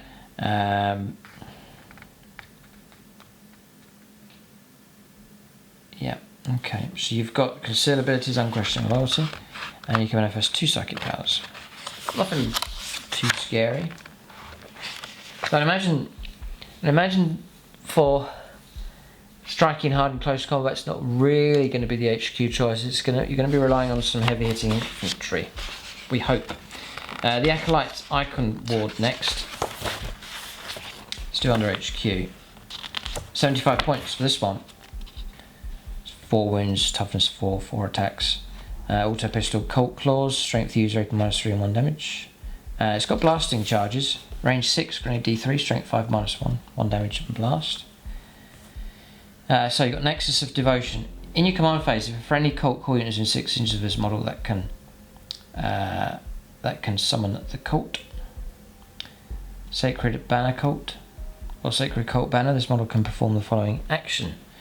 So Sacred Colt Banner action at the end of the movement phase, or at the end of the move unit's step of your movement phase, 1 Acolyte icon model from your army can start to perform this action. The action is completed at the start of your charge phase. If this action is successfully completed, the model that performed the action gains the following aura ability until the end of the turn. Sacred Colt Banner. Whilst a friendly Colt infantry or biker or Colt character unit, excluding Genestealer Colt units, Genestealer units, is within 6 inches, it's +1 to charge rolls made for that unit. So if you coordinated an assault against them, you could use that. The Jackal Alphas. One of my favourite models is this one, the Sniper on the bike. So cool. 14-inch move, very quick. 80-point model. Ballistic skill is 2+. 4 wounds, toughness 4, 3 attacks. So the Cut Sniper Rifle, range 36, heavy 1, strength 5, -3, 2 damage. Each time you target or select a target for this weapon, you can ignore the Cut Sir. Each time attack is made with this weapon, unmodified wound roll 4+, inflicts mortal wounds. It's not too bad at all. It's got blasting charges as well. It's just not. I just think sniper rifles should have more damage on them. Damage 2 is not that scary. It's not going to scare hardly any characters. It's going to take multiple turns of successful hits and wounds and failed armor saves to start scaring characters. Because they're boasting 4, 5, 6, 7 wounds, so it's going to take multiple snipers to bring them down. So, not that scary. You've got priority target in your command phase, select 1 Colt Crossfire unit within 9 inches. You can select one unit within 36 visible to the model to the end of that phase. Each time this model or model from that friendly unit makes a ranged attack against that enemy unit, the attack is treated as being exposed. Right, okay, interesting. So that's alright. And then Master Outrider. Whilst this model is in 6 inches of a friendly Colt Atalan Jackals or Colt vehicle unit, enemy models cannot target this model with ranged weapons unless it's the closest eligible target. Each time an attack is made against this model, subtract 1 from the hit roll. And you can, it's a Jackal, so the model can shoot and fall back. And as nice as the model is, not too fussed on that. It's a diddly sniper which just don't know. You'd have to be hitting, wounding, causing damage every turn of the game to try and get its points back. Oh boy. It's tricky, that one. It's tricky trying to pick people off with snipers. It's not easy. The opponent's not going to wander out and let you do it. So the opponent's going to hide and make it difficult for you. So tricky one. Fantastic model, but you're not sure about that one. As Acolyte Hybrids next. So we're on to troops. We've gone through some HQs. There's not loads. There's 5 to pick from. So I would say not too much emphasis on HQ choices. You're going to be infantry, perhaps you're going to have to do a lot of hard work. So Acolyte Hybrids first of all. So these are your movement 6, weapon skill 3+, ballistic skill 4+, 1 wound each, 2 attack space, 5 up save. These give you, just keep track of the points here. It's 80 points to Jackal Alphas. And then we're looking at troops. So the hybrids, they're 9 points each. Okay. So, between 6 and 10 models, you can go for 11 and 15. So you can have larger units. The squad leader's got 3 attacks, leadership 8. So any number of models can have their auto pistol replaced with a hand flamer. So you know the rules for that. Probably 5 points a time to take the hand flamer. No, it's 3 points a time. Okay, so that could be an option. Hand flamer's range 12. You could ambush with that. Loads of auto hits coming through, maybe. For the sake of 3 points, it's way better than an auto pistol. Yeah. It really is quite good, actually. Just have lots of them. So that's good. So you're looking at good flexibility of what you can equip them with. One Acolyte hybrid auto pistol can be replaced with a cult icon. So the cult icon will give you, in your command phase, if this unit contains a model equipped with a cult icon, it can summon the cult. And that will cost you 20 points to do that. For every 5 models in the unit, up to 2 Acolyte hybrids can have their auto pistol and cult claws, and knife replaced with one of the following. So cult claws and knife, by the way, strength, the user AP -2, 1 damage, and you get an extra attack with that as well, so basic 3 attacks. It's a little bit more geared towards close combat. So you can replace with 2 demolition charges. So for every 5. Right, so for example, like a unit of 10, you could take 4 demolition charges in the unit, I believe. Yeah, so demolition charge is range 6, grenade D6, strength fate -3, 2 damage, blast weapon, and you can only use it once per battle. But a bit scary, you could just throw a load of demo charges across some Primaris, for example, damage 2. Not bad. Not bad at all. Good ambush weapon. You can go for 1 heavy rock cutter. I'll call these out here. So the heavy rock cutter is 10 points, the rock drill is 10 points, the saw is 10 points, the double demolition charge is, or 2 demolition charges is 10 points, not per demolition charge, you get the pair of them for 10 points as well. And cult bone swords as well, 5 points a time. So, the heavy rock cutter, we're looking for something decent here, so this is a melee weapon. ×2 strength, so strength 8, AP -3, 3 damage. It's -1 from the hit rolls. Then you've got a heavy rock drill. ×2 strength, AP -4, 1 damage. Each time attack is made with this weapon, if a hit is scored, that attack automatically wounds the target. A modified hit roll of a 6, the target suffers 2 mortal wounds in addition to damage. Okay, and then 1 heavy rock saw. It's ×2 strength, AP -4 and 2 damage. No minus to the hit rolls. I'll probably go for that one. Just try and hit as efficiently as possible. The Acolyte Leader's auto pistol can replace one of the following: a bone saw, which we've seen already, maximum 1 per model, and then 1 Colt Lash Whip. So that is here. Each time the bearer makes a melee attack against unit, excluding monsters or vehicles, you can reroll the hit roll. And the Acolyte Leader's Colt Claws and Knife can be replaced with one of the following: a Colt Bone Sword or Colt Lash Whip. So, yeah, they're okay. I'd try and specialise them maybe, so I'd have like a demo team. Something like that. And then just, I wouldn't pay out loads of points to keep upgrading them. I try and rely on their core abilities. So what they're equipped with as standard. So these are a bit more aggressive, a bit better in close combat. See, like the Colt Claws and Knife, brilliant. Strength for the user, AP -2, get an extra attack. And that's a standard loadout, 3 attack space. And I'd maybe take a unit of 15 and ambush with them. So big unit, this is what I'm thinking. Big unit, maybe 15, put 6 demolition charges in there for a bit of a result. for shooting. Although ballistic skill is 4+, so watch out. And then just gear them up for close combat. Maybe not even bother with these. Maybe take 1 or 2. It's hard to know. It's sort of a medium type infantry unit. So you're going to be taking casualties. Only 5 up saves. You try and hide the good stuff in amongst all the models. Let's take a nice unit of 15. Or mechanise them, put them inside trucks. Units of 10. That's the way I play them. I would load these up and have them as more aggressive units that are going to go after stuff. I think it's the way to play those. And deliver them in all different ways. Well, I'll tell you what you could do. You could go for demolition charges and hand flamers across the board. Yep. Right, next is neophyte hybrids. This should be a cheaper option. These are 6 points a time, right? So these are cheap units, maybe objective holders. They're just 1 wound a time, 5 up save, nothing too special. Weapon skill and ballistic skill 4+. And then you can give them. So just your loadout here. Any number of models can have their autogun replaced with a Colt shotgun.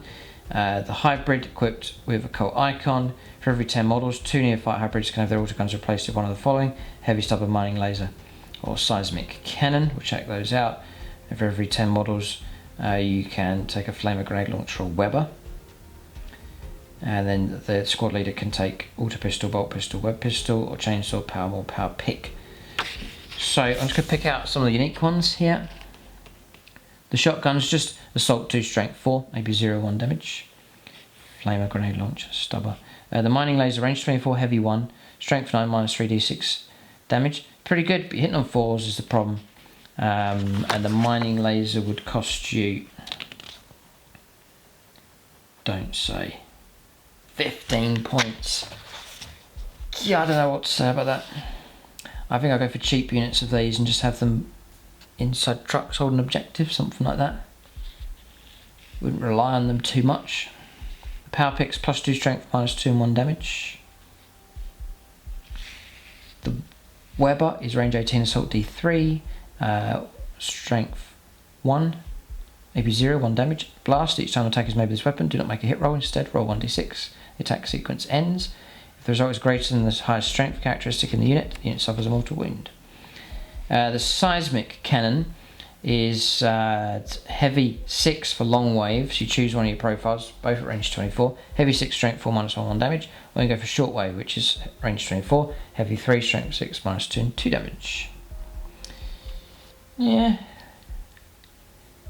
Okay.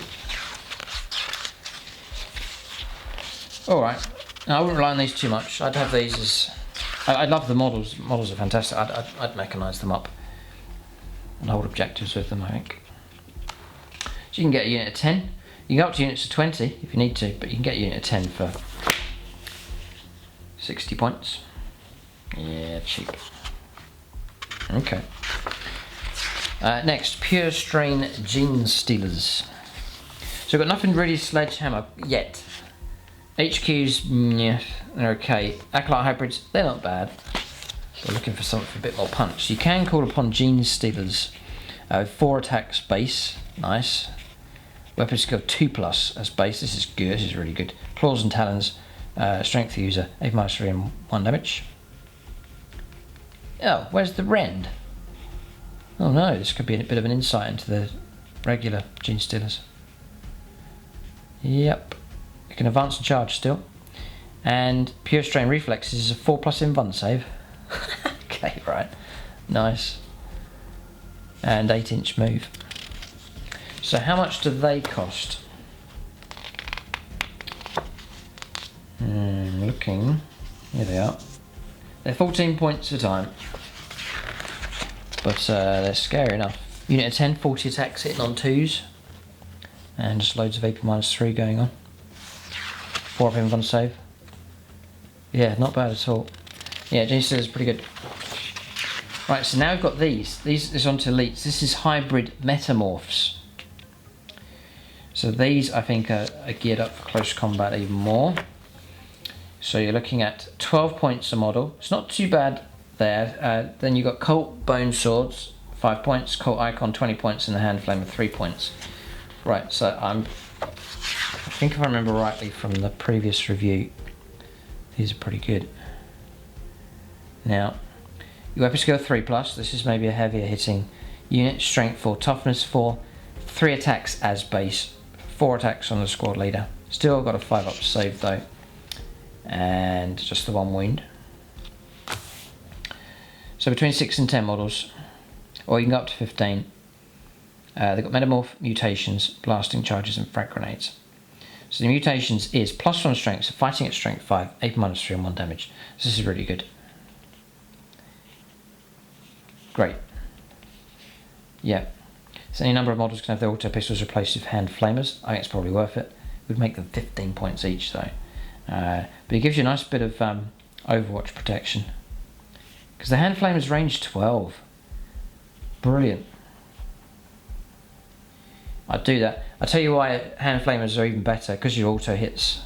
So you're not worrying, it negates your ballistic skill. You can give a unit that's got a poor ballistic skill, give them an auto hit weapon. So I think hand flamers is a good job. Even just half the squad taking them.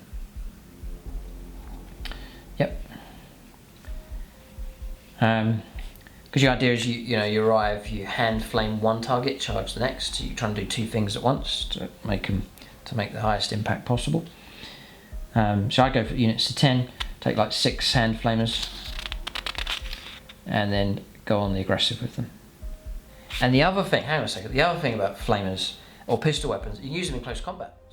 So you through on to the next round, your next turn, and then you're flaming the target on your shooting phase whilst in combat, and then carrying on fighting. So that's another good option as well.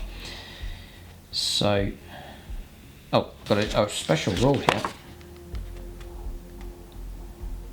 Yeah, Savage Amalgam. Each time a model on this unit is destroyed by melee attack, if that model has not fought this phase, do not remove it from play. The destroyed model can fight after the attacking model's units finish making attacks. After doing so, any other rules that affect this model when it is destroyed are triggered, if any. Then the model is removed from play. Yeah, great. So they really are designed to get stuck in. Yep, brilliant. Excellent unit. So I like them. Then you've got aberrants. So looking for the heavy hitters here. Sometimes it might not be heavy hitters, it might be units that just shred their way through, no matter what the target is, just keep shredding away with tons of attacks. So you've got 3 attacks based on here, hitting on 3s, you're coming in at strength 5, which is really good, AP -3 and 1 damage, just shredding your way through armour and infantry and so on. So I like the metamorphs. You've got aberrants next. So these are 30 points each, there's no further points to pay. Movement 6, weapon skill of 3+, strength 5, toughness 5, 3 wounds, 2 attacks as base, 5+ save. It's equipped with a heavy power weapon, so heavy power weapon is +3 strength, fighting at strength 8, AP -3 and 3 damage. So yeah, they can hit hard enough. The aberrants hypermorphs heavy power weapon can be replaced with 1 improvised weapon, heavy improvised weapon, which is +1 strength, AP -1 and 2 damage. Each time attack is made with this weapon, excess damage it inflicts is not lost. Instead, keep allocating excess damage to another model in the target until either all the excess damage has been allocated or the target unit is destroyed. Okay, so if you're up against, I think, 1 wound models, the damage keeps rolling on to other models, which can be quite good. Okay, still 5+ save though with these. Bestial Vigor. Each time an attack is allocated to a model in this unit, subtract 1 of the damage characteristic of that attack to a maximum of or minimum of 1. Yeah, cool. So unit of units of 5. Yeah, units of 6. 5 units of 6. Units of 5. Minimum of 4 + 1. Yeah, 5. So between 5 and 10 models. Anything to give them more attacks would be useful. So you've got an Abominant here, which is 95 points. So for that you're going to get weapon skill 3+, strength 5, toughness 5, 6 wounds, which is really good, 3 attacks base, and then you've got Familiar's Claws and a power sledgehammer. Okay, The claws, each time the bearer fights, makes 2 additional attacks with this weapon. Strength for AP 0 1 damage. The sledgehammer is pretty good. Times 2 strength, so strength 10 minus 3 and D3 plus 3 damage. Nice bit on there as well. And these weapons, there's no minus to hit rolls. You're hitting on 3s. They come with conceal, questioning loyalty, standard. The chosen one, while a friendly cult aberrant unit is within 6 inches of this model, each time model that unit makes a melee attack, you reroll the hit roll. Brilliant, right, get him in. That's what you need, rerolling your hit rolls. Model looks fantastic as well. Very, very cool. So I do the combo on that one. Yep. And then Alien Resilience. So each time this model will lose a wound, there's a 5+ feel no pain. That's on 6 wounds. That's really, really good as well. This is for 95 points. Bestial Vigor. It's -1 damage against it as well. Nice. And the Mindworm Familiar. Each time this model is selected to fight, you can reroll one hit roll and a wound roll when resolving its attacks. That makes it even better. That one's really good. Yeah, he really helps out them. And his stat line, there's loads of buffs and bonuses going on with him, and a strong stats across here, and then the sledgehammer is fantastic. Okay, he's a character. So maybe there's some bits and bobs you could give him, traits and relics even to buff him up. Yeah, nice. That I think this one's very good. Yeah, so I would take a unit of 5 of those, but have him nearby to buff them up and slam them into something. No problem.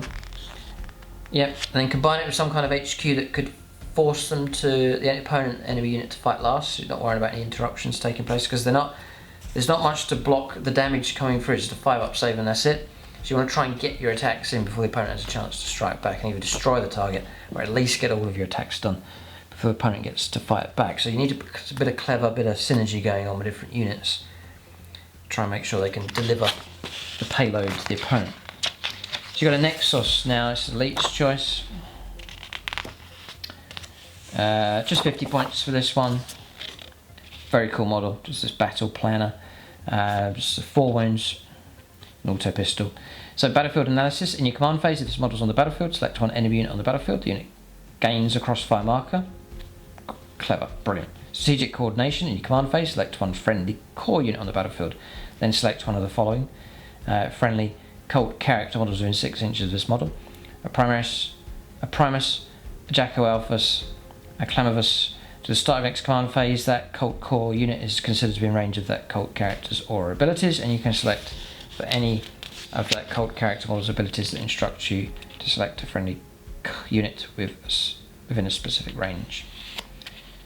So helpful enough, just 50 points. I want to check if these are caught. They are not. Neither of those. Annoying. Are these? Yes. The metamorphs are. The Clamavus next. It's a brilliant sculpt. So good. Cheap, 50 points. It's a standard stat line, 4 wounds. So Proclamation Hailer, in your command phase, select one friendly cult core unit within 12 inches of this model until the start of your next command phase. Each time the unit performs an action, it can shoot without the action failing. Very useful. Each time a combat attrition test is taken, it's automatically passed. Okay, and then that's useful. Scrambler Array, enemy units that are set up on the battlefield as reinforcements cannot be set up within 12 inches of this unit. That's even more helpful. And then Voice of New Troops. In your movement phase, select one enemy unit within 12 inches of this model and roll 3d6. If the result is greater than the enemy's leadership characteristic, then until the start you can select one of the following. So number 1, until the start of your next command morale phase, that unit cannot perform actions. If the unit is currently performing an action, it immediately fails. Ooh. Tactical choice here. And then, or secondly, until the start of the next morale phase, the unit loses the objective secured ability. Okay, pretty good. And each unit going to be selected for this ability once per phase. A very, very useful little HQ choice, and very cheap. Okay, next is a Locus. Again, 50 points. Cheap HQs, beautiful models. You know, you could collect one at a time and introduce them into your army, try them out, see if it works with your force, and just enjoy painting these unique models up, because they're all fantastic. Love the Nexus model, that battle planner guy. So Locus is again same kind of stat line. Weapon skills 2+ on him actually. So he's got a hypermorph tail, which is again extra attack, strength, user, AP -1 damage. 5 attacks base on the Locust actually. And the Locust blades is +1 strength, AP -3 and 2 damage. So he's got preternatural reflexes, 5+ invuln save. Bodyguard, during your deployment select one cult character model from your army, excluding the Locust model, to be this model's ward. Whilst this model is in 3 inches of its ward, enemy models cannot target that ward with ranged attacks. While this model is a viable target for melee attacks made by enemy models, that enemy model cannot target that model's ward with melee attacks. And then Quicksilver Strike at the start of the fight phase. If this model is within engage range of enemy units, it can fight first this phase.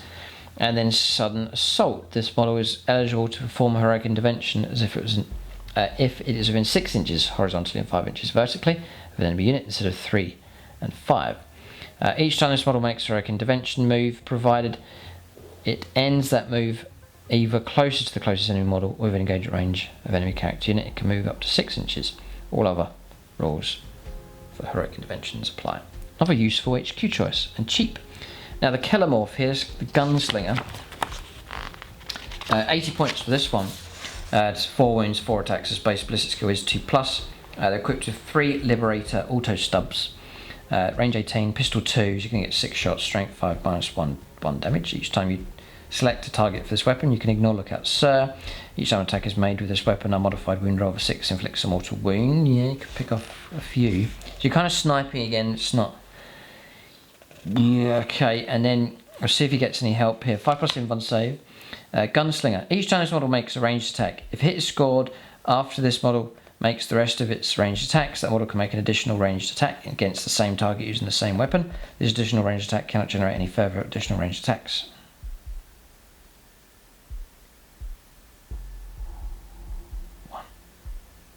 Right. Do you get, each time this model makes a ranged attack, if a hit is scored, after this model makes the rest of its ranged attacks, that model can make 1 additional ranged attack.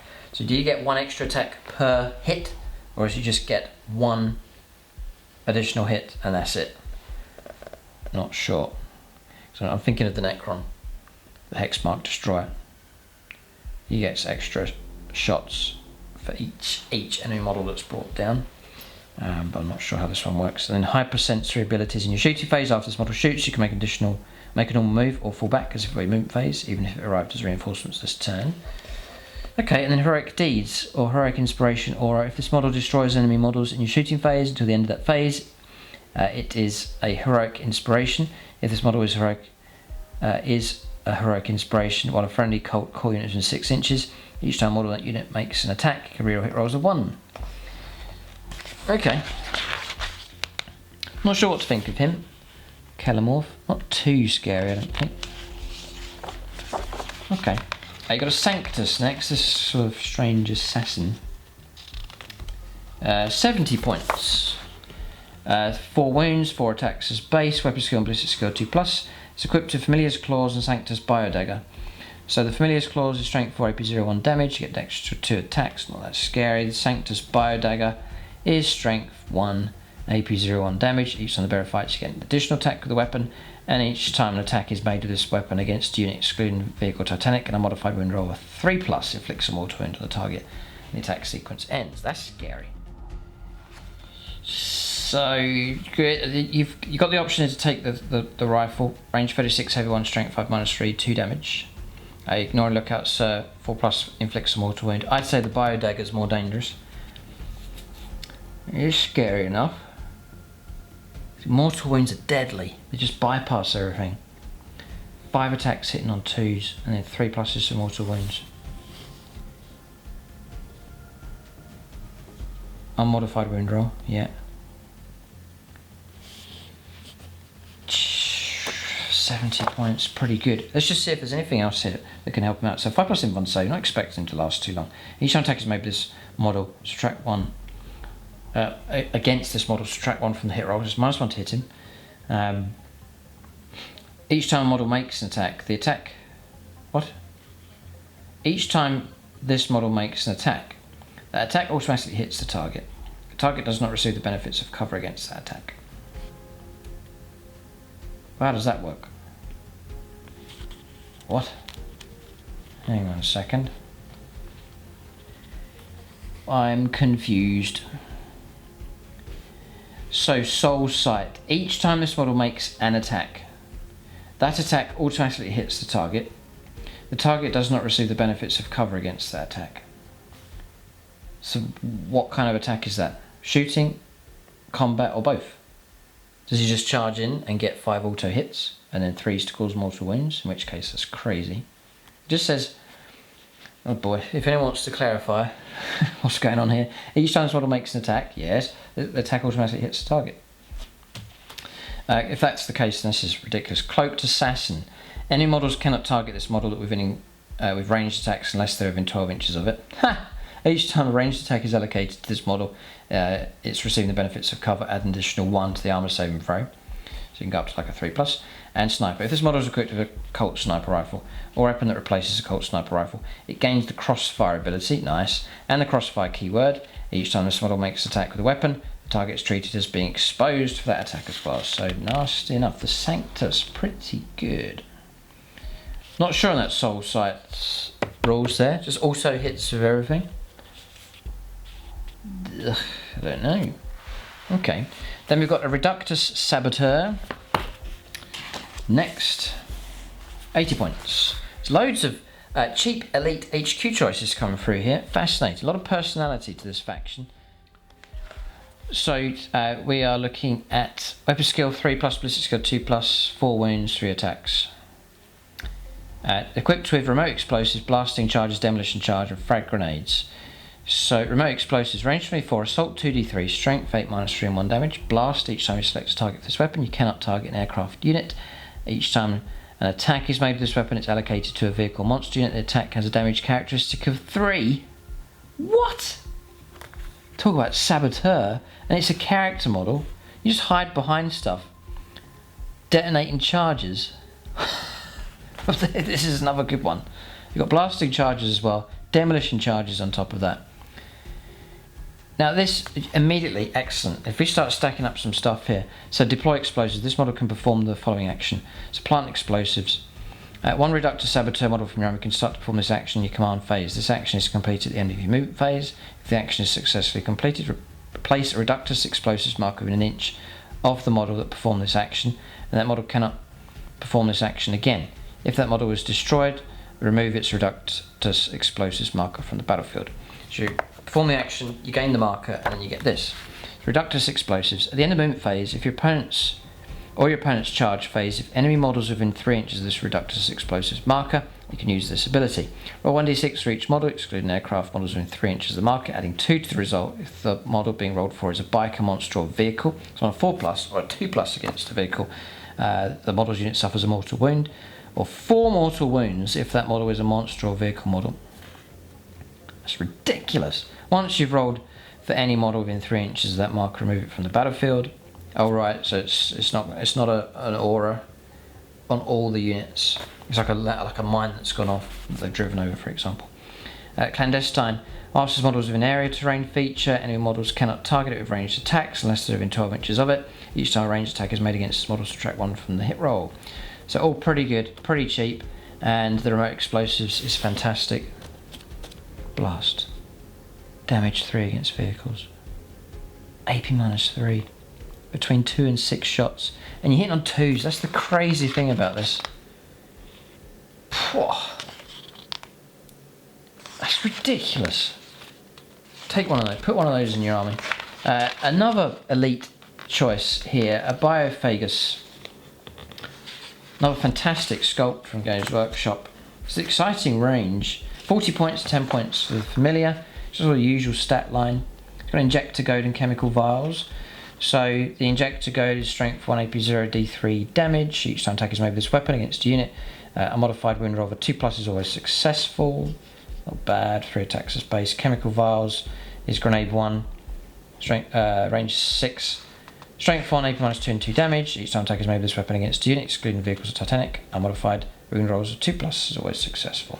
And the Alchemist's familiar. Once to battle, when this model starts to perform the twisted experimentation action, you can select one friendly cult core or cult aberrant unit of an 18 of this model.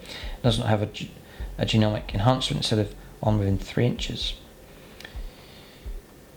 Okay, so then you've got genomic enhancement. So twisted experiment action. At the end of the movement phase, one biophagus model from your army can start to perform this action. When the action is started, select one friendly cult core, cult aberrants. Unit within 3 inches of this model perform this action does not have a genomic enhancement below, or see below. This action is completed at the end of your shooting phase, provided the unit is selected within 3 inches of the biophagus model performing the action. If this action is successfully completed, the unit can selected gains 1 genomic enhancement from the list below. If it's an aberrant unit, you can select which genomic enhancement it gains, otherwise roll 1d3. So you get either enhanced musculature. Each time model on this unit makes a melee attack, improve the AP by 1. Or you can go enhanced aggression. Each time model on this unit makes a melee attack, unmodified hit rolls a 6 and scores additional hits. Or enhanced resilience. It's a 5+ feel no pain, which is pretty good. The injector goad, each time this model fights, after it makes its attack, select one enemy model. Not vehicles or Titanic. That lost any wounds that was not destroyed as a result of an attack made by this model's injector goad, or d6. If the result is greater than the wounds characteristic, the model's destroyed, poisoned, and removed. Interesting little character, that one. Then you've got Atalan Jackals. These are the bikers. So a lot of stuff coming now is vehicles and so on. We'll skim over these just briefly. So you've got 2 wounds on the bikers, 2 attacks base. You can take quads with them. So you can put a mining laser on there. The Atalan power weapons is +1 strength, AP -2. You've got blasting charges and demolition charges. So we'll get to the special rules here. So you've got conceal, unquestioned loyalty, and crossfire. Skilled outriders. Each time attack is made against this unit, subtract 1 from the hit roll. So sort of dust cloud type things, with the ability to dodge. Jackals. This unit is eligible to shoot and declare a charge in the turn in which it fell back. So you've got your flexibility. The 4-up armor saved, by the way. They're 12 points a model. The wolf quads are 24 points each. They're raiders. Each time model on this unit makes a ranged attack, the target's enemy unit within 6 inches. The target is treated as being exposed for that attack. And scout. At the start of the first battle and before the first turn begins, if this unit is set up in ambush, or is not set up in ambush, it can make a normal move up to 9 inches as if it were a movement phase. The unit must end that move more than 9 inches away from enemy models. If both players have units, then you alternate who does it. But I think they're quite important, units like this, for grabbing objectives and so on. Even just for the tactical. All you're using them for is their manoeuvrability to get onto stuff, relying on other units to hit hard in close combat and deliver decent shooting. The Ridge Runners, these sort of light buggy type things. Movement 14, nice and quick. 8 wounds though. 4-up save and toughness 6. The Achilles missile launcher.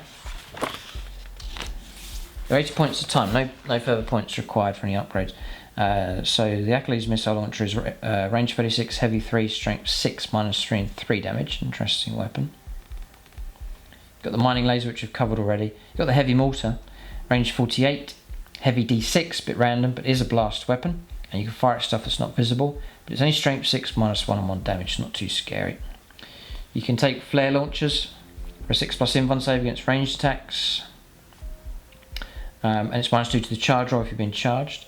You can go for spotter, add 12 inches to the range characteristic of range weapons the bearer is equipped with. It's pretty good. And the survey auger, each time a range attack is made by the bearer, targets an enemy unit within 24, the target does not receive the benefits of cover against that attack. And they've got the scout ability as well, so they match up nicely with the bikers. I imagine they're useful enough. There's plenty of wounds on those things. 4-up save again. So you've got the Goliath rock grinders.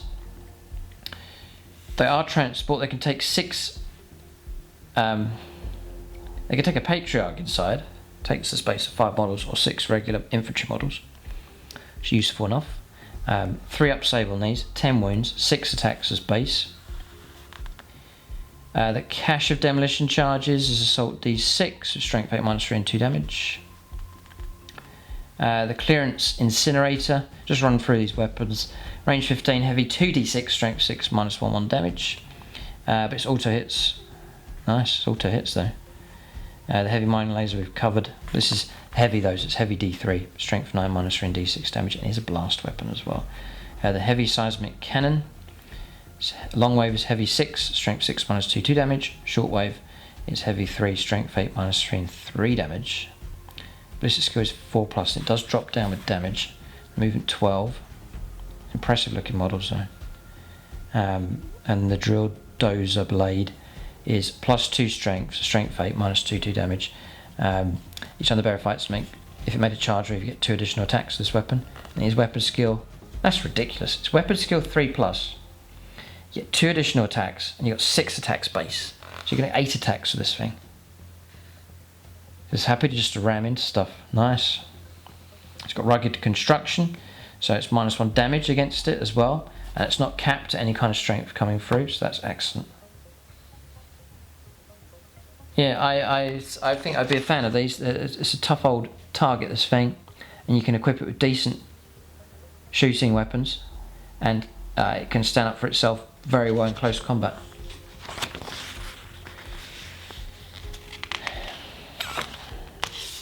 It's 110 point model. 5 points for the cash demolition charges. I'd take those and throw them in against the opponent. No problem at all. And then lastly is the Goliath truck, this sort of open top, semi-open top thing at the back. Again, looks fantastic. I do like these models. I love the colour scheme, the current of this colour scheme just here. This is 10 wounds. Again, 3-up save, which is really good. Toughness 6. Weapon skill of 6+ on this one. Ballistic skill of 4+, but it does drop down with damage. They do slow down when damage comes in. You're going to drop down to 4-inch move with a couple of wounds left. You can take cash demolition charges, heavy stub, and the twin autocannon. Strength 7, -1, 2 damage, heavy 4. But your capacity is 10.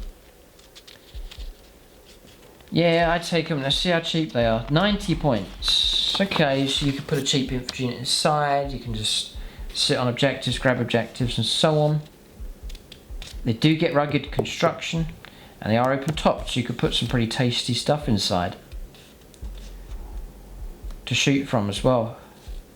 So the Goliath truck, I know these are some of the early models that came out, but I think they're pretty good. Pretty good. So that's it